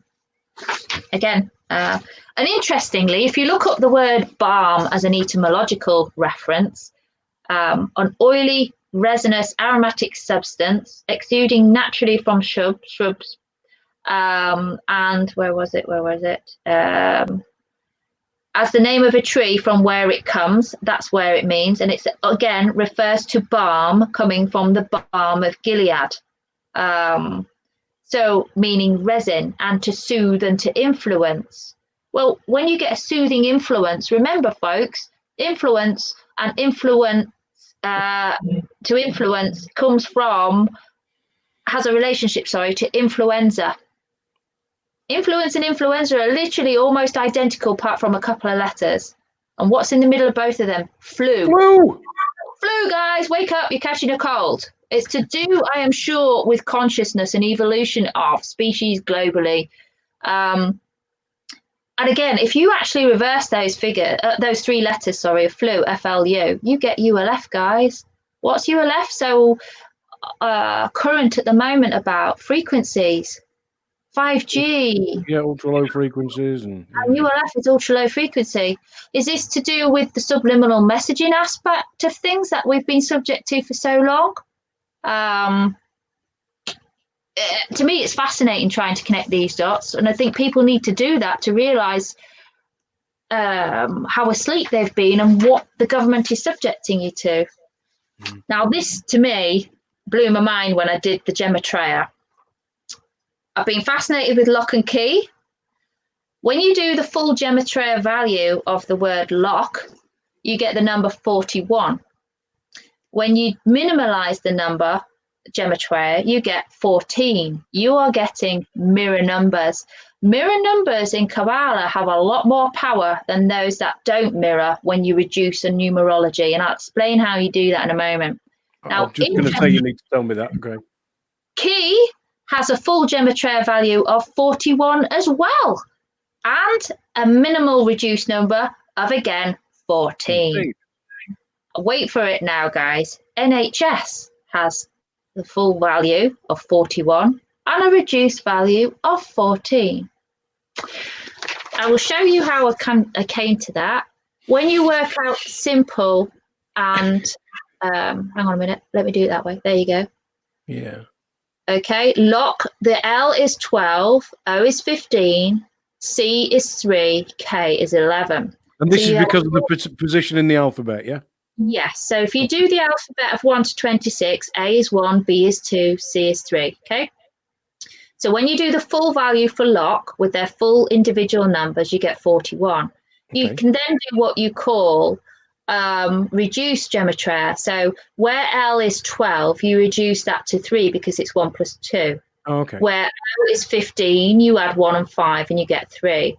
C remains a 3, and a K, which is 11, 1 and 1, you get 2. So you get a reduced value. And when you work out this a lot with words, you find that all words are related to 1, 2, 3, 4, 5, 6, 7, 8, 9. So you've got lock is 41 and 14. You've got mirrored numbers. Key is also 41 and 14, mirrored numbers. They are very powerful meanings in Kabbalah. Interestingly, NHS is the same. Because with the N, you've got 14, the H is 8, S is 19, the full value is 41. When you reduce it, the N is 14, which is 5. The H is 8, remains the same. And 19, 9 and 1 is 10. So it's 1 because zeros don't exist. Okay? So when you've got things like that happening and you've got it in your face all over the place, there is a reason. One thing you have to remember is the day they put this country in lockdown was the 23rd of March. 23rd of March is the number 233. 233 is a very important Fibonacci number. And a lot of the time you will find it in films. And I'm really kicking myself because I was trying to find 2 photographs tonight and I couldn't find them amongst my hard drives. Mm. And one was from Harry Potter and it was The Crimes of Grindelwald, I think. What is interesting is there's a scene where they go into the building and for those that are asleep, the muggles, you go through the door and you go into a normal bank, right? Yeah. You go through a revolving door. And for those that are magically awake, you go through a different door that takes you into the world of Ministry of Magic, okay? And above the 2 doors, joining them, is the number 233. And they use these numbers symbolically because of the power and the understanding and the esoteric knowledge. 233, I've had in my box of tricks for a while. And you can see it if you still pause it on Crimes of Grindelwald when they go through the 2 doors to the bank, the muggles go through the revolving because they never advance. They keep going round and round and round and round, and they go into a normal bank. Whereas if you are magic awakened, you go through into the Ministry of Magic. Now, 233 is above that door. Please watch it. The other 233 reference I had from years ago is from World War Z. And it caught my attention because you remember the film, the virologist gets taken on board with the guys, doesn't he? And he gets shot. He shoots himself, doesn't he? But before that, he's on board the ship explaining the statistics of how many are going to be hit by the zombie virus apocalypse that's rampant across the world, yeah? Okay. I'm showing you the figures at the back while he's talking. And no word of a lie, it's 233 million. And it's flashing at you. And I always pick up on 233. And it is not random that they put 233 on a viral pandemic in that film. And it isn't, as far as I'm concerned, a coincidence that they decided to put this country in lockdown on 233 as well. It's a very important Fibonacci number. I had my really good mate Neil. When I was all smashed up in hospital, Neil came and shaved me when I couldn't physically shave myself. And the other day he rang me and he said, "Hey, what is it about 12th of June?" I said, "What? 12th of June?" Now, Neil's got a couple of jobs. He's got his own company, but he also works for in the transport industry, various different things he does. One of the things that he does, he's a teacher. All of the new regulations, etc., or all the ongoing training they have for the heavy goods industry. Right. Neil teaches the subjects. He's also transport manager. He can do stock check, and I mean a proper stock check. I don't just mean I mean a proper, all of that sort of stuff for transport. He can do. Now, generally at a weekend, he will teach lorry drivers what they need to know for their ongoing CPC, Certificate of Professional Competence, if it's still called that. It was last time I had anything to do with that industry. That's a long time ago. Now, he was told whatever classroom things he'd got booked, he could use up until almost the end of March, I think it was. Right. Okay. But wouldn't go back to normal before the 12th of June. Right. Now, he had an email to tell him the 12th of June back in March. And he rang me and said, is there any relevance to the 12th of June? Ooh. And I said, I got no idea. But I know somebody what? will get a bean or a bonnet about it. Well, it has got a bee in my bonnet, because ever since I've discovered that June was only called June when Gilead set up I reckon, to do with Gilead Sciences, and that you never knew her name till the series came out. I can't help but have in my head, and you've just made it worse by what you've said, because I didn't know you were going to say anything like that, that something is going to be pivotal in June 2020. I just felt it. So I don't know. Maybe the court case might cause a stir and we get a lifting in a positive way. Or well, the thing is, if it does happen on that date, 12th of June, well, we know it was thought about in March, because Neil's got a bloody email that proves it.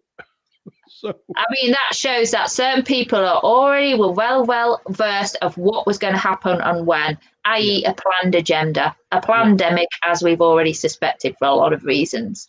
But yeah, we've got to find out why the significance of the 12th, because June was definitely on my radar with regards to Handmaid's Tale and Gilead Sciences. So we'll see if anybody else can help. We'd gladly like to know.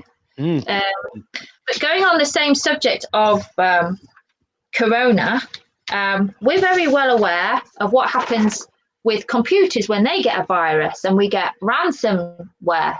Yeah, right? And Bill Gates makes a fucking fortune out of it. Yes, and we have, again, we're always used to the lock and key. You pay your ransom, you get your info back. Or, you know what I'm saying? It's, again, a lock and key is with viruses. Now, you look up the word ransom, and it's a sum of money demanded or paid for the release of a captive, or you obtain the release of a captive by paying a ransom.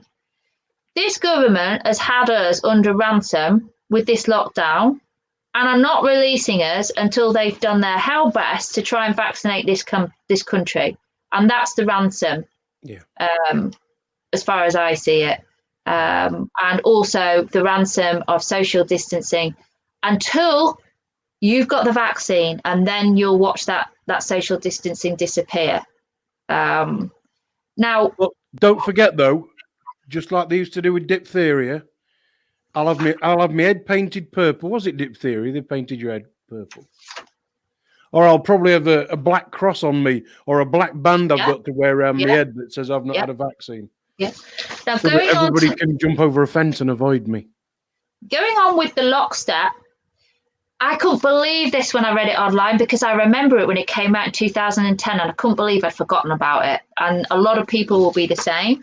But there was the Rockefeller Foundation Scenarios for the Future of Technology and International Development document that came out in 2010. And we've all got it on our hard drive somewhere because everybody was talking about it. Okay? And people have started to bring it up and gone, here is coronavirus pandemic, absolutely in plain sight, about future scenarios. And if you look at the document, I think it's 51 pages. The scenario narratives are set out on page 17. Well, 17, they always go for that number. because that number is God. And when they're up against God, or they're believing they are their own gods, they like that number. The first scenario in this document is called lockstep. So here we go. We are in lockdown, and what do they do each day? They give us the next step of the next measure to keep us in confusion. In step. Yes. In step. And don't forget, the army are coming in to support us. Thanks for that, Teresa. To support us. And we'll talk about be in step. Track and trace, where they're calling the 25,000 with a track and trace on the phone lines now as an army. Ready for your shots, vaccines, shots. I'm going to bring mine out in a minute. Ta-da! We'll talk about that in a moment. Yeah. I just wanted to mention, Uni Black Sister put up a question. Where can you learn about this stuff? Well, you can replay this video and watch it again and listen to Bex. But there's Zachary Hubbard has done a book on it. Is that right, Bex? Is that the one that you... I look at all sorts for avenues of Gematria, but start to understand what Kabbalah is, the history of Kabbalah, and what that is about, and why they use the symbolism straight in your face. Just before we move on to that, I just want to answer Uni Black's thing. So tell him where he can go to learn about the Gematria. There are some websites that do Gematria for you, where you can punch in a word and they'll give you the Gematria value. The simplest way to start doing it is, if you see associations with words in your everyday life, write the words down and do a simple scale of 1 to 26. Start off with the full value of what that word means, numerologically wise, because it's the numbers that the Kabbalah believe have a huge significance on the universe and what comes into as above, so below, manifest. And remember, manifest is a key word that the governments of this world and the ruling elite control us by, because manifest is a shipping term. We're controlled by the rules of the water, how they deal. That's another issue, but manifest is a very key word. But if you do the full Gematria value, like I did for lock, and then you can reduce that down. So, for example, the letter K, its full value is 11. Yeah. But you can reduce it. 1 + 1 is 2.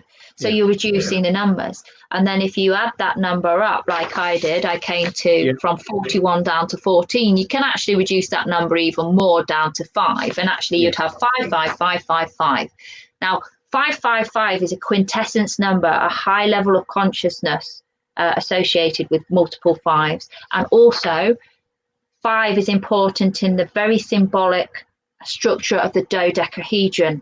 The dodecahedron is made of 12 fives, and that is what the church heavily relies on in the structures of their cathedrals, because cathedral is where you get hedron from. It's part of kymatics. It's a part. You actually see the dodecahedron in the latest Harry Potter film on the science table. They don't put these things in there for nothing.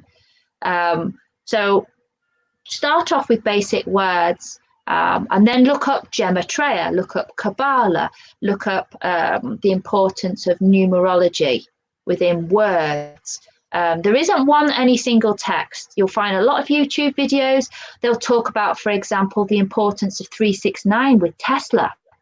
When you start to understand how important 369 is with regards to reality and the power associated with those structures, it's mind-blowing. And you're never taught about this in schools. You are educated with only a minimum amount of information to remain a slave and subservient to the government and their systems of control.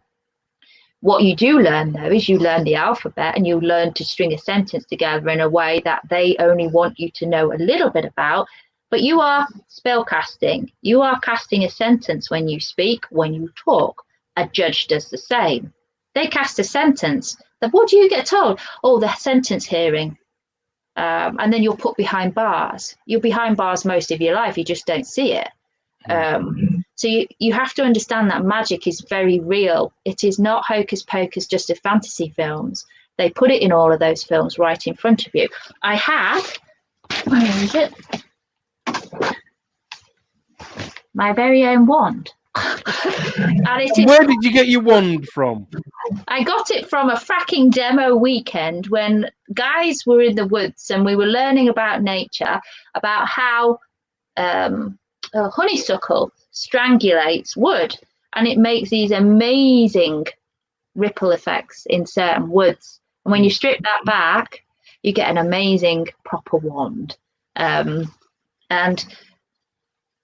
all I'm saying is magic is very real. What you comes out of your mouth is multidimensional energies. This brings me on to another topic, because Just before you move on to another topic, all of this symbolism, yeah, we're often told it's Satanism. Mm-hmm. So what you're saying is, a lot of what is said in normal speech has been designed that way, so that whatever their agenda is, there's all their symbolism and their words and their sentences are all in everyday life just to strengthen their. Well, everything in life is made of a sinus curve. It's a continual roller coaster. It doesn't matter what you look at. There is always a yin and a yang. You always have an inhale and exhale. You have a lightness, a dark. You have a battery with a positive and negative. You will never escape that. You have to have a polarity in life, in everything you experience. If you don't, life wouldn't exist. It's the same with speech. Words can be used for the good. They can be used for the bad. They are there to influence. When you're holding a conversation, you will influence somebody else with what you're speaking. Your vocal cords, you have two sets, a false set and a real set. They are designed to vibrate a chord, an organ. You are creating tones. Tones is a very important word, because tones are the same 5 letters that make up stones, the philosopher's stone, and notes, the music, the kymatics. They are all interrelated. And once you start looking about etymology with what words mean, what their origins are, and when you start seeing the construction of a word, the construction of a sentence, you are casting what you write down as an author, the difference between a signature and an autograph. Can I just tell you where the word signature comes from? Well, an autograph is you writing your name. A signature is something different. Yeah. Because what tends to happen, I'm just trying to look for something that. This is my scrappy notepad that I just jot crap on. And it's all on scrap paper that I've already used the other side of it. But if this is a document, okay, until it's got a name on the top of it and a signature on the bottom of it, and it's within its 4 corners, it can't be a contract. There's got to have other things on it, dates and yada yada. Yeah. Well, in actual fact, it's not a contract. It's a what's the word I'm looking for? The actual contract of either doing or not doing something is the contract. So if you pay me to cut your lawn, that's the contract. But the piece of paper is the record of the contract. That's right. Okay. Where a signature comes in is this is dead. Yeah. Until you put your living signature, your sign nature. That's right. The signal of nature. You sign nature, the signal of nature, signature, split the word in half. You sign nature, you give life. And remember the word record, records, chords. Okay. Yeah, vocal cords, chords. They're all connected. Yeah, everything is connected. So when we're saying about people who won't wake up, what you've got to remember, I love this one, is who controls the narrative. Because who controls the narrative of what they say to you through the one-eyed box in the corner of your room controls the story, controls and influences you with a code, with your mindset of how you view the world, and whether you're going to be compliant with what they want you to do, how they want you to live, how they want to socially engineer you. And it's like this one. The mainstream media are part of government to spoon feed you propaganda. Hang on a minute, just before you go back, let's do that one. The one before that was who controls the narrative?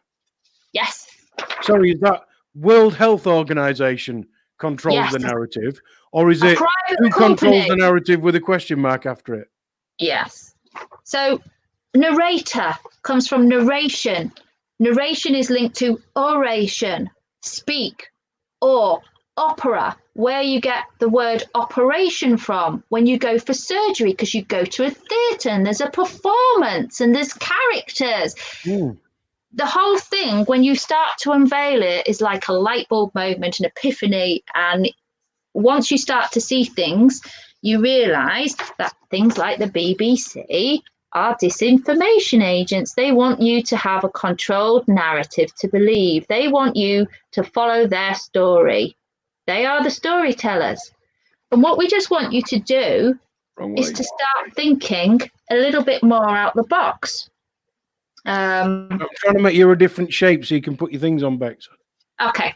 And a classic example, try that different shape again, Ade. Let me come with that one. Is this one. Hang on a minute. Ooh, wait a minute. Oh, hang on. Let me just get rid of that off the screen as well. Let me just get rid of this. There you go. I've lost it. Read it out, Bex. Man, if ever there was a Satan character, he is it.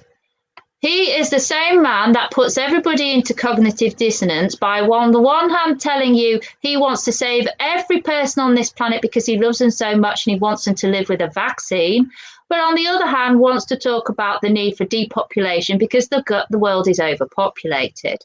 And Boris Johnson said the other day, is it? When he was born, there was 4-point-something billion people on the planet, and now there's 7-point-whatever billion people on the planet. The thing is, they know they're against borrowed time with independent platforms, discussions with everyday people like ourselves, all the information that's coming out there. And that's why we've got this fact checkers now, which are government NGOs to try and suppress information that they don't want out and all things like that. But I love this one because it's like, cheers to all the folks who do their own research. And that's what we just want you to do. We're not saying we've got all the right answers. Go and check everything out for yourself. We're just talking about when you find something interesting that you need to share, send me an email and come on here. Yeah. And I love this one because it's time for everybody to become their own lion, not the kitten. So I think the best thing that you've said today, Bex, all of it's good, but the best bit is the same man who believes in depopulation wants to give the vaccine to everybody on the planet. Now, if that doesn't rattle a big fucking ball bearing inside your head and start your own bells ringing, you know. And the other thing is, this man has funded every organisation that the government has relied on for their information over their decisions on coronavirus lockdown. And he's also worst one being Neil Ferguson. Neil Ferguson, Oxford Uni. Yeah. Who were doing the vaccines, by the way. Yeah. So what I'm saying to people is this brilliant quote, is don't settle for someone else's story. Your one life here is about creating your own story. So always remember, what you're being fed through the mainstream media is a story that they're trying to influence and get you to remember. And it will go into your subconscious and you'll start regurgitating it with all the actions you do every day. So it's take a step back. Think about what's coming out your mouth, what you're writing down, how they influence, understand psychology, how they control your behavior. And this is classically demonstrated by this leaked whistleblowing document that some people may or may not have heard about on the net. And it was released from SAGE, whistleblown. SAGE is the scientific advisory group for emergencies that the government have heavily relied on for the lockdown. This was written on the 22nd of March 2020. It's available on the internet now with the disclosure. And it's called Options for Increasing Adherence to Social Distancing Measures. So it was written the day before they decided to put us in lockdown. It's an 8-page report. And the question that they wanted to address were, what are the options for increasing adherence to social distancing measures? Now, it's a real... The question... the question that they were wanting to answer Yeah. with this A page is what are the options for increasing adherence to the social distancing measures? Now, I won't go through it bit by bit, but what I will summarise it in is it is all about the application of behavioural psychology to scare the living crap out of every person in this country. Yeah. They have deliberately used tactics disclosed in here where they want to use the mainstream media to its fullest potential to drive fear porn to make people absolutely scared witless regards a pandemic. Yeah. Now, this document was released to UK Column, which is an independent news platform. It was released to them a few weeks ago. They've done an amazing expose on the breakdown of the psychological use of psychological warfare on the British public without their awareness to deliberately drive fear, and which has caused untold mental health alarm and distress to how many people, young and old, may have even killed people from the stress of it. I think every day I have somebody ring me, text me, tell me a story about another member of the public who has just done the most ridiculous thing. I had a friend tell me, Paul told me the other day, there was a woman, there was like listen, these things are called different things in different areas. In Sheffield, they call it a ginnel or a gennel. Where I come from, it's called a snicket. You know the bit where it's between two houses and it's like a cut through between bits on right. South Yorkshire's a gennel. Yeah. There we go. Yeah, right. Well, Paul was telling me the other day he was walking down there. He's got his two kids. They're walking next to him, and there's a woman coming the other way in the full, got my anorak on, got my head up, got my mask on, got my gloves on, and all the rest of it, walking towards him. Now, he's on a path, and this woman had already committed to walking down this path towards him, and there's brick walls either side, so and by the time they came within a few feet of each other, she'd turned her back and she'd got her face against the wall, and you could hear her anorak scraping across the bricks. I had one exactly the same this morning, but against the cemetery wall. I was walking Lex, and this guy stopped in his van on the other side of the road, wound his window down. He says, "Hey up, love." He says, "Can you direct me to anywhere where I can get a sandwich?" Because he's obviously been working. He was in his work van. So I directed him, shouted across the road, "Yeah, down there, around the corner." And I didn't know there was a woman about 10 metres away with her dog. And what she'd done is, because I was shouting across the road, she turned her head into the cemetery wall. She had an anorak on as well. The dog was round up against the wall, and there she stood till I'd finished talking, and then giving her a berth. Oh, sorry, I was going to give her a wide berth, but didn't, because I thought, I'm not moving anymore. I'm not walking into the middle of the road with my dog. And she just edged slowly against the wall, scraping the wall, very similar to what you've described. I think it's a daily occurrence that we see these things. It is. It's bonkers. Bex, just before you move on, because I know you want to, we've had a question that I think is important. When you were looking, where is it? Is this for the English language only? There we go. Magic? No, it's for every language. But also, while you're when you're working at the geometry, the numbers. Oh no, it depends which language, because, for example, Hebrew only has 22 letters. So you can do Hebrew gematria. Well, they'll work it out. Their number system for their language is different. But then again, the other thing with regards to languages, which will help you, is to understand the Chicago Manual of Styles, which has all the languages in there and the rules and regulations of how to use it. Very important for understanding how corrupt governments work with their legal system. Because, of course, when they write a statute or an act or a law or whatever they want to call it, they're not all written in the same language. No. You've got dog Latin. The first thing you need to ask them is, what language are we speaking? Because they'll do their best to get at least 2 or 3 in there. And the reason why, if there's any more than one, it's unlawful.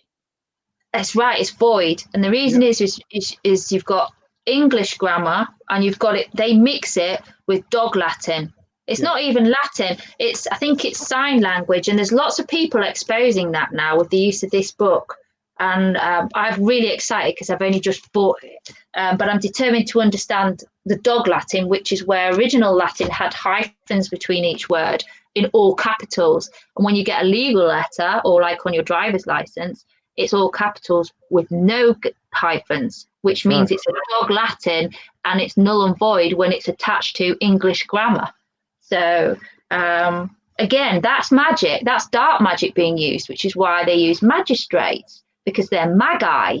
They're magicians of the dark arts and getting you to stand under their rules. And if you stand under their rules, then you're fair game for their sentencing. So, but going back to this document, if please look it up, because one example, they quite clearly state repeatedly, use media to increase sense of personal threat, written the day before lockdown. So UK Column are actually taking the government on malfeasance for this because of really? Yes. Malfeasance is being raised against them because you are manipulating the public without just cause. You've created acute alarm and distress, which is, I think, well, as we've discussed before, malfeasance, misfeasance, nonfeasance, common law terms, hugely powerful. So please start waking up. And the guy that we talked about earlier, Simon Dolan, is pushing for full disclosure of the remaining stage documents. They've only given, this one came out as a whistleblower, the others are trivial in comparison to the ones they're keeping back. But this guy is pushing for mass disclosure. So I'm sure if he's successful, we'll get to see the dirty tactics of what the government really did to falsely put us in a lockdown. And can I just mention, because I'm right excited, is you can mention anything you want. Going back to the term corona and the lock step. Let me just get rid of this so you can see all the picture. There we go. When we're talking about lock and key, lock step, corona. Coronation. Street. Okay, and coronation of the Queen. We're talking about an event globally that's to do with corona that has reshaped the world in a way we'll never go back to again. You are talking about a coronation event, a global coronation of a new world order, and people aren't seeing this. The Queen signed off on the Corona Act that put us into a totalitarian state when you look at the measures now that they can get away with on the people. And for anybody who says she's just got a, what is it? The Queen's now got just a, what role is it they say she's got? Yeah, she's not. Oh, ceremonial. She's just got a ceremonial role. No, she ain't. She's an Illuminati bitch. Well, that's where you get coronation from. You get the crown being put on your head. You have the corona, a coronation. You get Coronation Street, and the reason why I put Coronation Street up is because we're fed drivel. I hate that program. It is most mind-numbing. I'm sorry for anyone who watches that. I really am. But Coronation Street is 60 in December. So just be mindful. I think there were going to be certain events to do with coronation still continuing. And also, this where we get the word coroner from, to do with deaths. And what have we had a problem with COVID? Oh, you can get cremated without having a proper autopsy and things like that. Yeah. And again, that is linked to Crown, and it was to do with the Queen. So again, important words, guys. So that's my interest in lock and key. And also, if anyone's got suggestions as to why the NHS and the government has wanted us to have rainbows, well, we never get to the end of a rainbow, do we? No, it's always magical. We can't quite ever get there. And a rainbow is from the Wizard of Oz, where you were huge in a state of anxiety and taken to a different dimension, but you always had hope you were going to get back.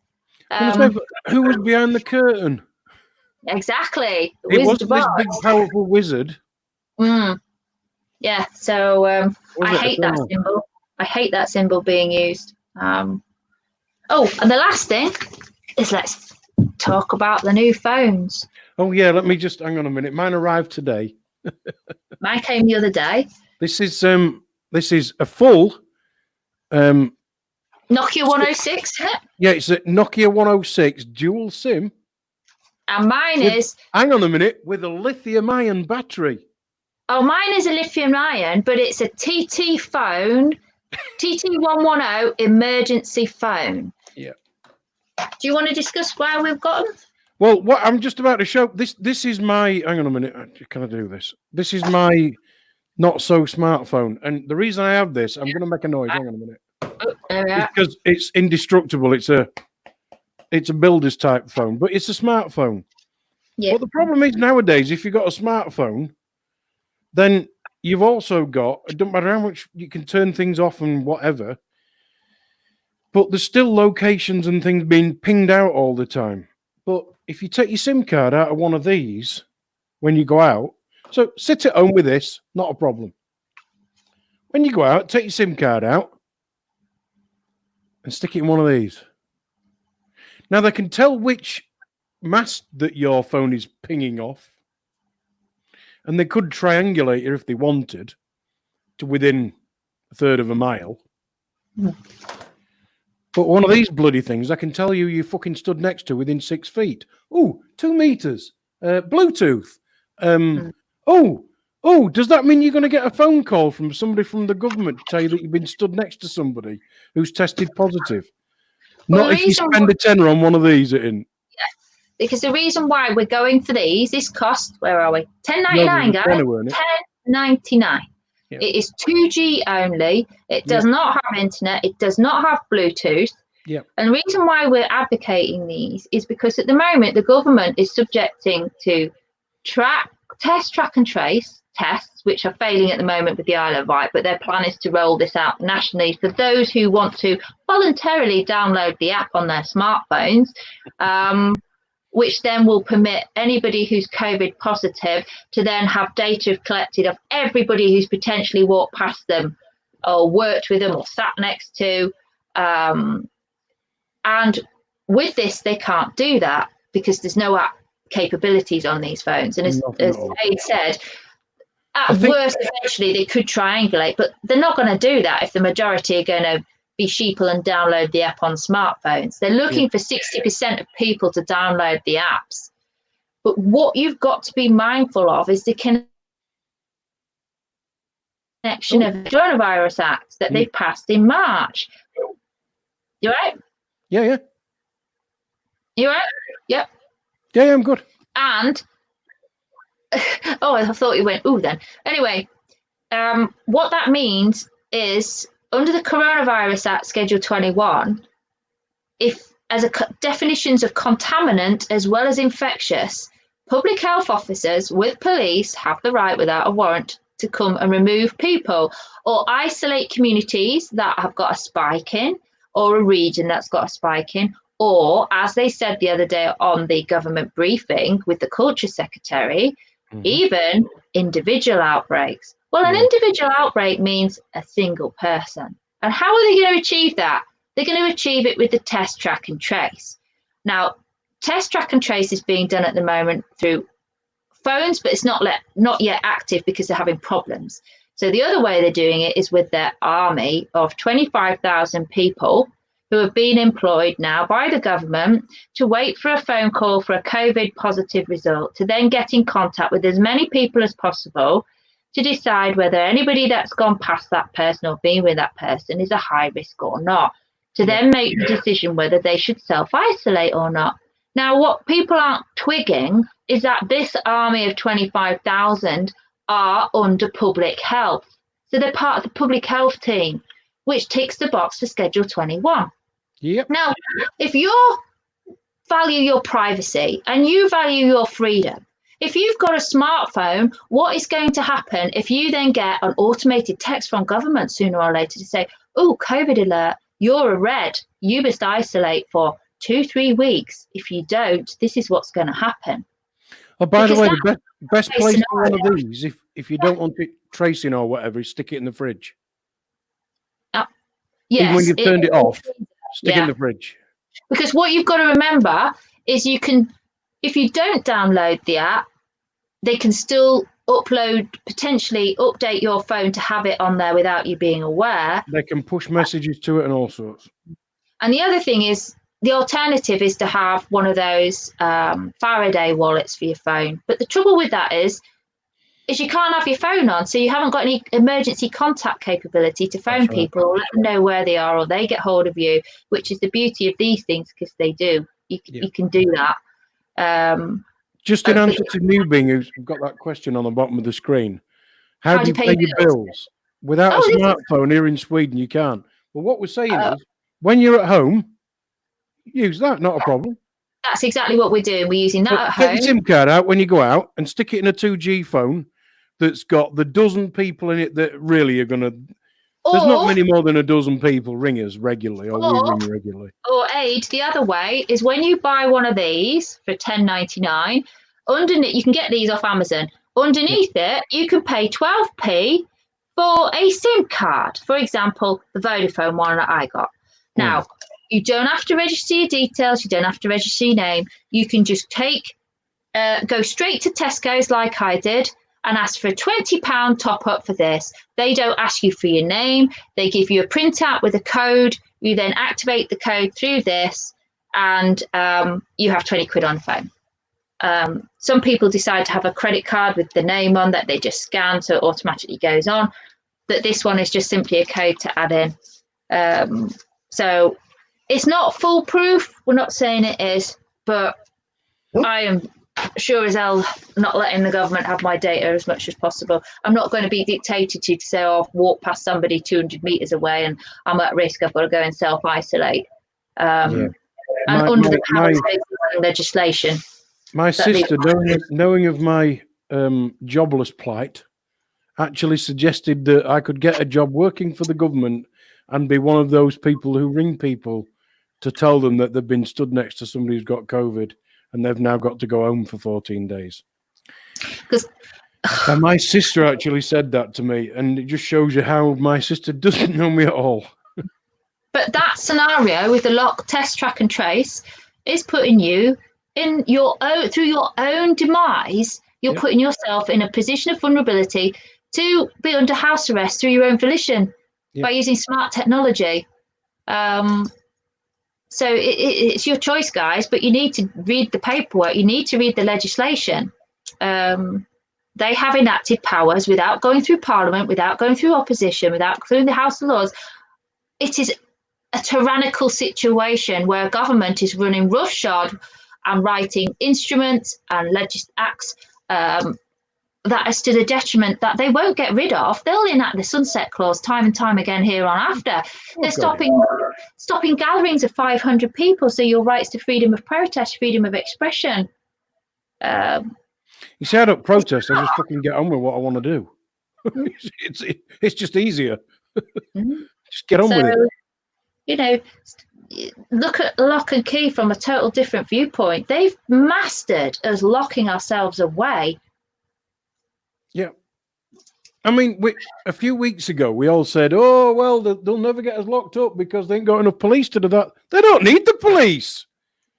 They just need the fear-mongering that most of the Muppets believe, so that sensible people like us have got to sit back and not be able to pack me shopping properly at Aldi. Which the not be able to walk down the street. Which Sage government department Sage proactively, willingly, knowingly, recklessly engaged in to fear porn the entire public. There we go. Now, people should be absolutely in furore over this because most people are so brainwashed by it now. Some won't even come out their front door, won't even open a window, and will never go into town or the city again.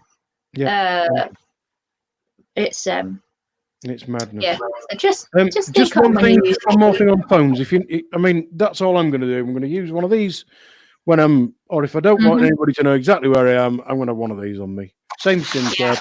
You're going to use yours a bit differently, aren't you? You're just going to take an emergency phone out with you. I'll take that out because it rings normally. It's fine. Yeah.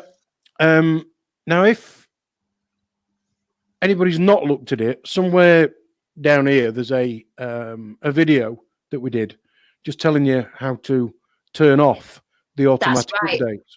Yeah. Because I've done that. Yep. Thanks to your video. Very informative. Initially, we thought it was going to be something that was an app that you had to download. Yep. Then it turns out it's actually embedded in the next update on your phone's operating system. So turn off automatic updates. There's a video down here. If you're stupid enough to buy something off Apple, there's another video somewhere else because I don't understand them things. I fell out with Apple many, many, many years ago. I think I bought the first iPhone. Not the first one. I mean, iPhone number one. All right, I'm still listening. I'm getting a bit dark. Sorry, and I wanted to do something, and it popped up on the screen. I couldn't do it, so I went into the shop, the Apple shop, and I said, "Excuse me, my phone says I can't do it," and I can't even remember what it was. And he said, "Well, you can't." I said, "Why not?" Because it's not an Apple thing. I went, "So you mean to tell me I paid 300 quid for this? And I can't do with it what I want to do with it?" He said, "Well, yeah." I went, "We can fucking have it back then." And I did. I returned it. And I just went and bought an Android. And that is the last thing I ever had to do with Apple. I never got on with Apple either. I can't even use them. You've just made me remember. Can you remember on the lock and key issue? I said to you, on my phone, which is a Samsung, it's not a modern one. It's what, 5 years, 6 years at least. But when it comes to your emoji categories, on my one, my emoji categories are segregated, and there is a category with a crown on. So when you click on the crown category, lo and behold, in that category are locks and keys and syringes. I kid you not. And if I had my camera, I would photograph them on here. But I'm saying to you, there are subcategories for emojis. And on my phone, on the keypad, when it comes to typing in and clicking on emojis, there is one that has a snowflake, there's one that has a dog, there's one that has a house category, and there's one that has a crown category emoji. And the lock, key, and the syringe are in the crown category. So check them out and see if yours are the same. I know they're different for different phones, but the Samsung one, Galaxy 5, so it is an oldie. That's what was on that one. Yeah, I think my up-to-date Galaxy was a Galaxy 6, I think. So, yeah, I'm not exactly moderning up with it. Do you know, we've covered quite a lot of ground tonight, and to think that 2 hours ago I was there saying, I don't think Bex is going to be here. But you're here. So I print off stuff. Yeah, on Sunday we're doing vaccines. Yes. What I just want to say to people is we're not just going to do a reason why you shouldn't stick a vaccine in your arm. That's not what we're going to do. No. Bex has done loads and loads of research on how all this stuff fits together. Well, it's about topics. I think. Yeah. So what I'm trying to say is there is no single answer. What I keep getting off people was, how do I stop myself from getting a mandatory vaccine? Or how do I make this decision over my child? And in the end, I thought they were asking me to do the research. And I went, I'm not doing it anymore. I'm fed up to the hill. So what I did was say, you have to come to an informed decision yourself. And for that decision to be an informed consensual one, you've got to understand the framework around the vaccine agenda as a whole.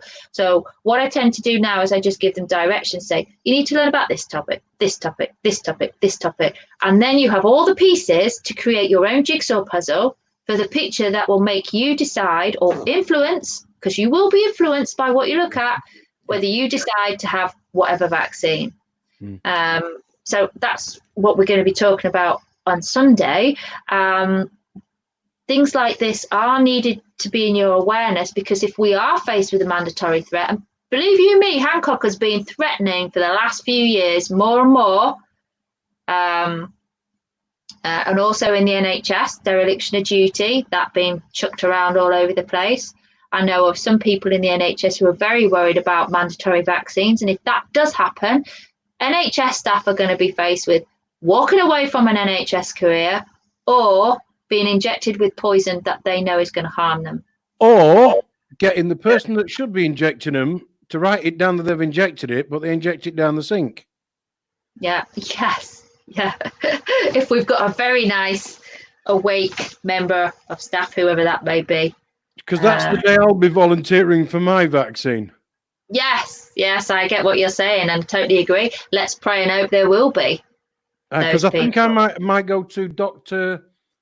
Mohammed Iqbal Adil and get my vaccine. Yeah. Here.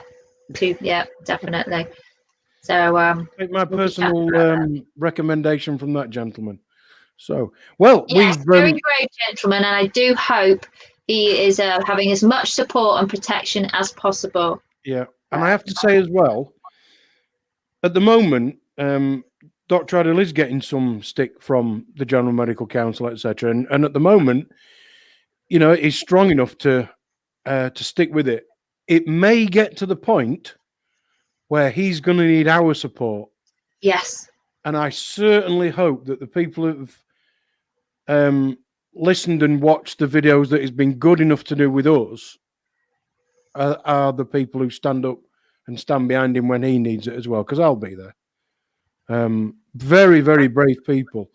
To actually stand up against the whole system that you've worked in for 3.5 decades. But that's what every NHS whistleblower does, Ade. Yeah. Every NHS whistleblower in this country have been denigrated, put through the mill, sacrificed, had their careers lost, their homes lost, their families destroyed, and the NHS will never stop doing that, because the NHS is a business in care. It's not healthcare as in to get you better, it's to keep you ticking over so they can fill you with everything that the pharmaceutical companies want you to have. That's easy for you to say. Yeah. So it's a business. So please, when will the public wake up and realise that whistleblowers, no matter what they bring to the forefront to try and expose for your best interest, are absolutely sacrificed and hung out to dry and got rid of? They are not valued by the NHS. They never will do. All this Speak Up National Guardians is just fluff. There's no legal protection that's strong enough to protect people. So this doctor who's come forward, all praise to him. And the government has just used the NHS coronavirus rollout. They've just used the NHS to expedite a fear factor campaign. Yes, there is a problem, there is a virus, but it is not in any way the pandemic that they've purported. I mean, Dr. Adil said it all last night, and just quite simply, yes, there's a virus. Yeah. But it's not killing any more or less people than the annual one does anyway. Yeah. Yes, people will die, but people die every day. And I'm not saying that's a good thing, but it's a fact of life. Death is a fact of life. It is. And it's the same when people decide to have children. They expect them to be free of risk. And vaccines are one huge risk. I feel for parents that have to consider whether they're going to get the kids vaccinated or not. For those that are vaccine damaged, remember the WHO said there is no safe vaccine. There is no effective safe. They cannot be confirmed as effective or safe. And don't forget, Dr. Adil's got a daughter who has been affected by vaccines, and he lives with that daily. There's a bigger agenda with vaccines, and the people need to wake up to it. So, I think the big thing that I'm going to learn from tonight is that poster, and I'd like you to hold it up again, Bex, the one with Bill Gates. That's why I've left the screen this shape, just before we go. I'm just trying to find it amongst my pile. Hang on. Bill Gates, the man who says he wants to vaccinate the world because he loves us, and he wants to, but he's also the man who wants to depopulate the world. And if you don't think he is, just have a look at Planned Parenthood. That's the one that his parents did. Yeah, there we go. There's that's it. I've got it. Yeah, Bill Bastard Gates. There we go. Want to save your life with a vaccine. But you have to remember as well, this guy, Bill is short for William, is it not? Right? Okay. So you've got Will I Am. He is using the will of I Am. I Am is the powerful God. Okay. I Am is a very important term. And when it is in the name William, hence William with royalty as well, there is a certain degree, esoterically, of energies and powers with that. And this man has used it for the dark side. How he has remained alive on this planet, you've got to ask that question, because what he's done with vaccines globally as a depopulation strategy across the world, and the damage he's caused and the lives and misery to millions of people, and yet he funds everything that our government relies on. Yep. Just crazy.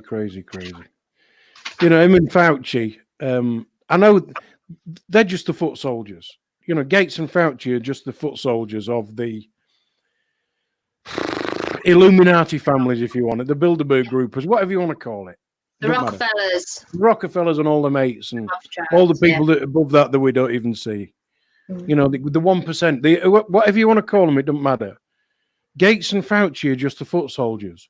But when you work out that Fauci has been involved in 5 different administrations. Oh, why do we call it an administration in America?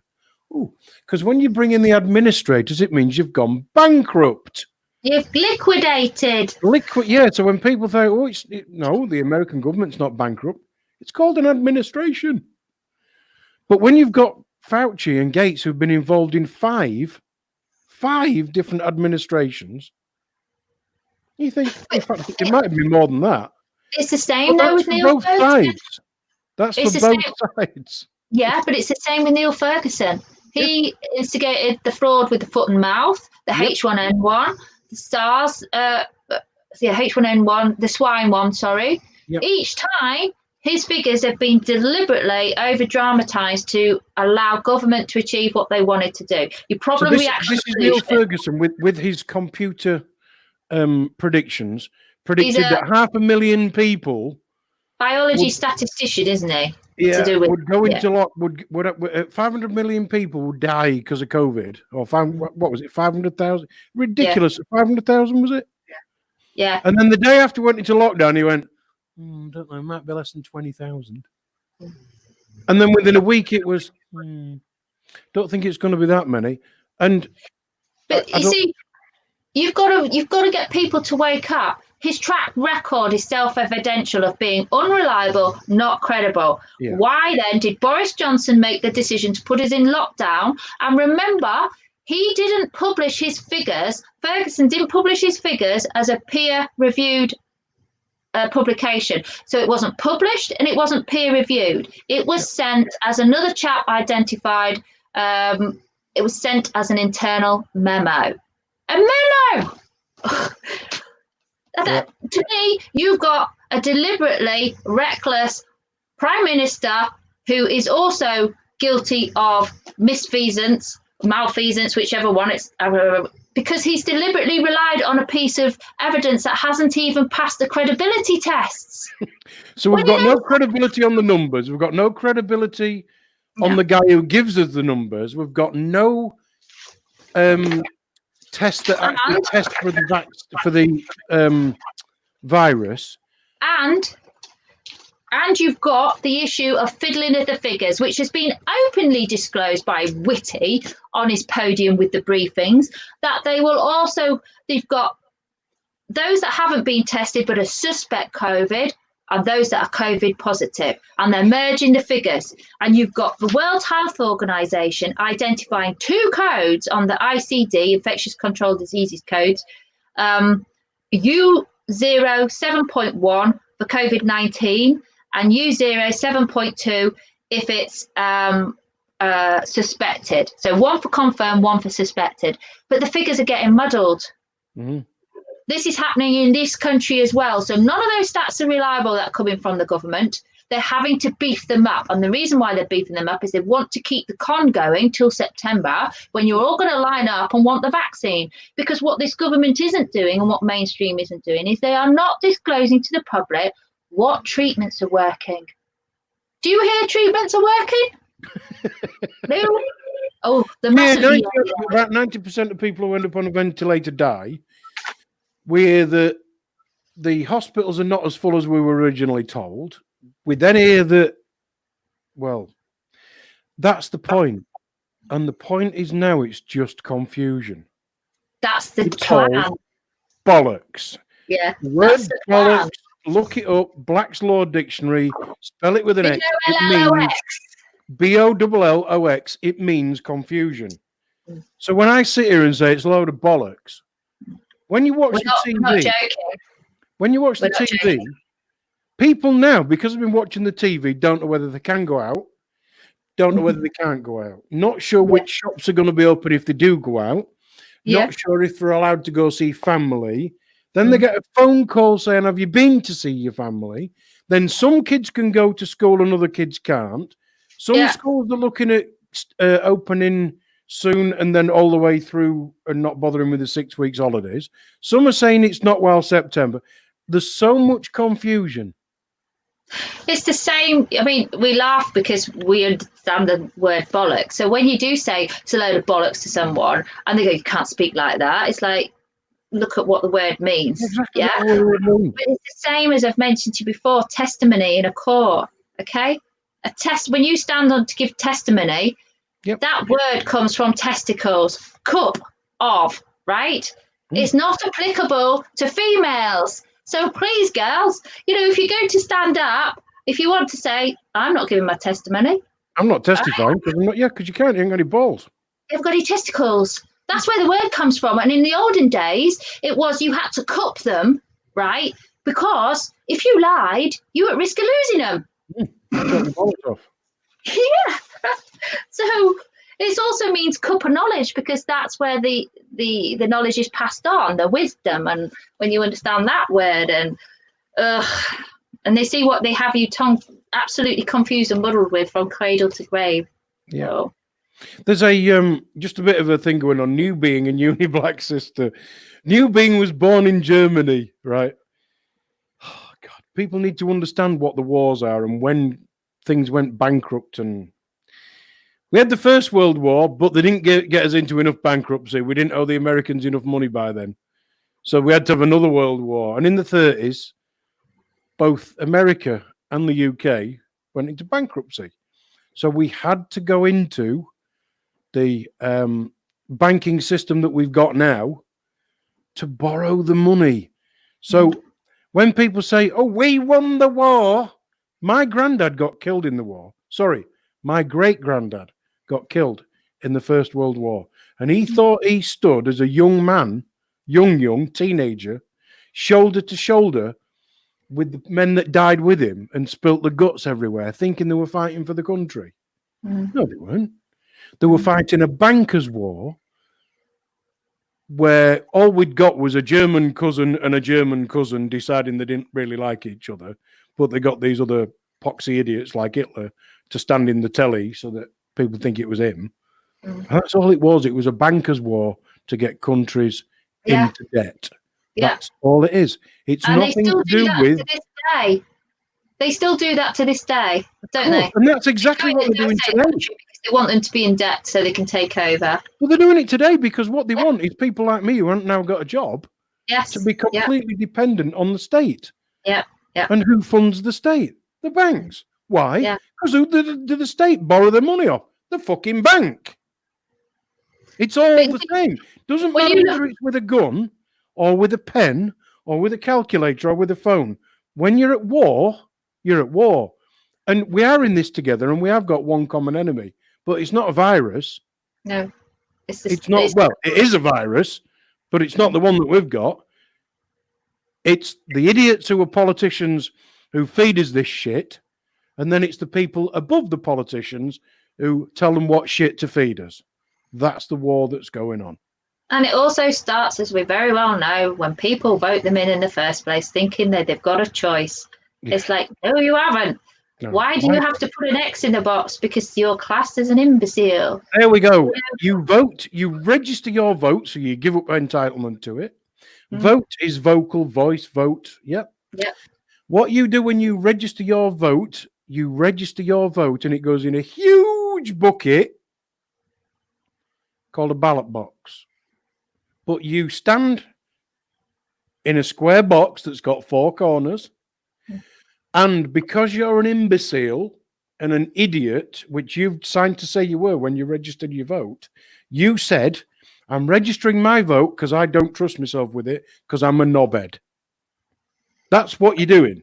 Then you put a cross in a box which confirms that you're an illiterate arse, and you're effectively telling somebody else, look, that's, I think, what I think. I'll just chuck it all in a big bucket with everybody else, and whoever wins can do whatever they want. Mm. Well, how very adult of you not. Mm. That's what voting is. You're admitting you're an imbecile. Well, I don't know about you, but I'm not, and I hope that nobody watching this is an imbecile. It's the same with a solicitor. If you have a solicitor represent you, you've got handheld justice. Not your justice, their justice. Yep. You're deemed of unsound mind. Yep. Which is what happens when you're sectioned. Yep. So yep. You're allowing somebody whose first allegiance is to the bar and the legal system, not you. Yep. Fight for you. Exactly so. Listen, we've done 2.5 hours. Well, 2 hours and 20 minutes because somebody was 10 minutes late, but we'll not hold you to that. We're back on Sunday at 7:00, and tell everybody what we're going to be doing, Bex. Well, we've had a chat and we said we're going to do it on looking at the tentacles of the vaccine issue. Yeah. Yeah. What you have to consider in coming to your decision as to whether you want a vaccine and whether you don't. Exactly. And it's not an easy decision.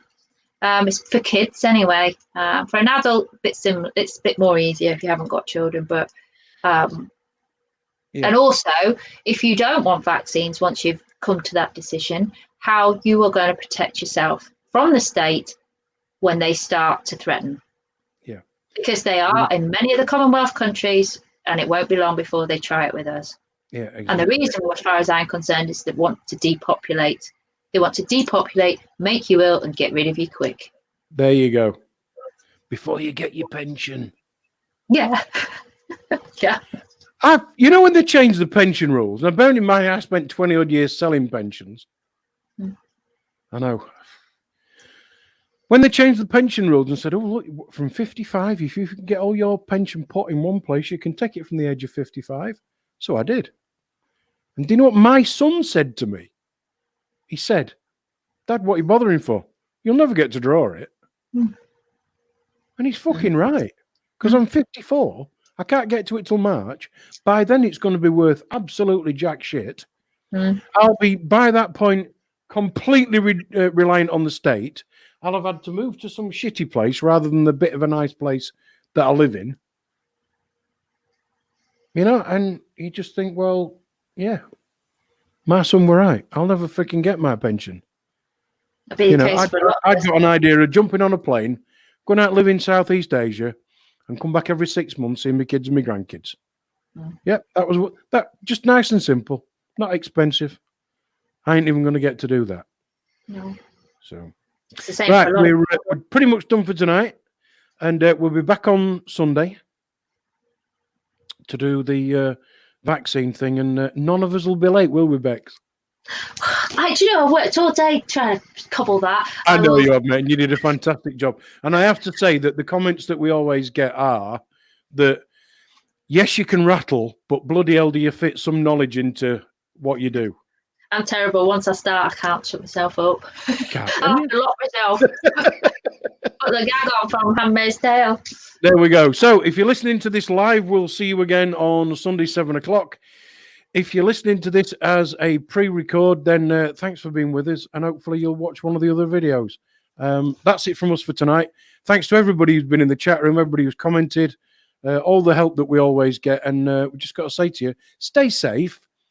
But I don't mean from a vaccine. I just mean look after yourselves, really. And we'll see you on Sunday. See you later. Ta-ra.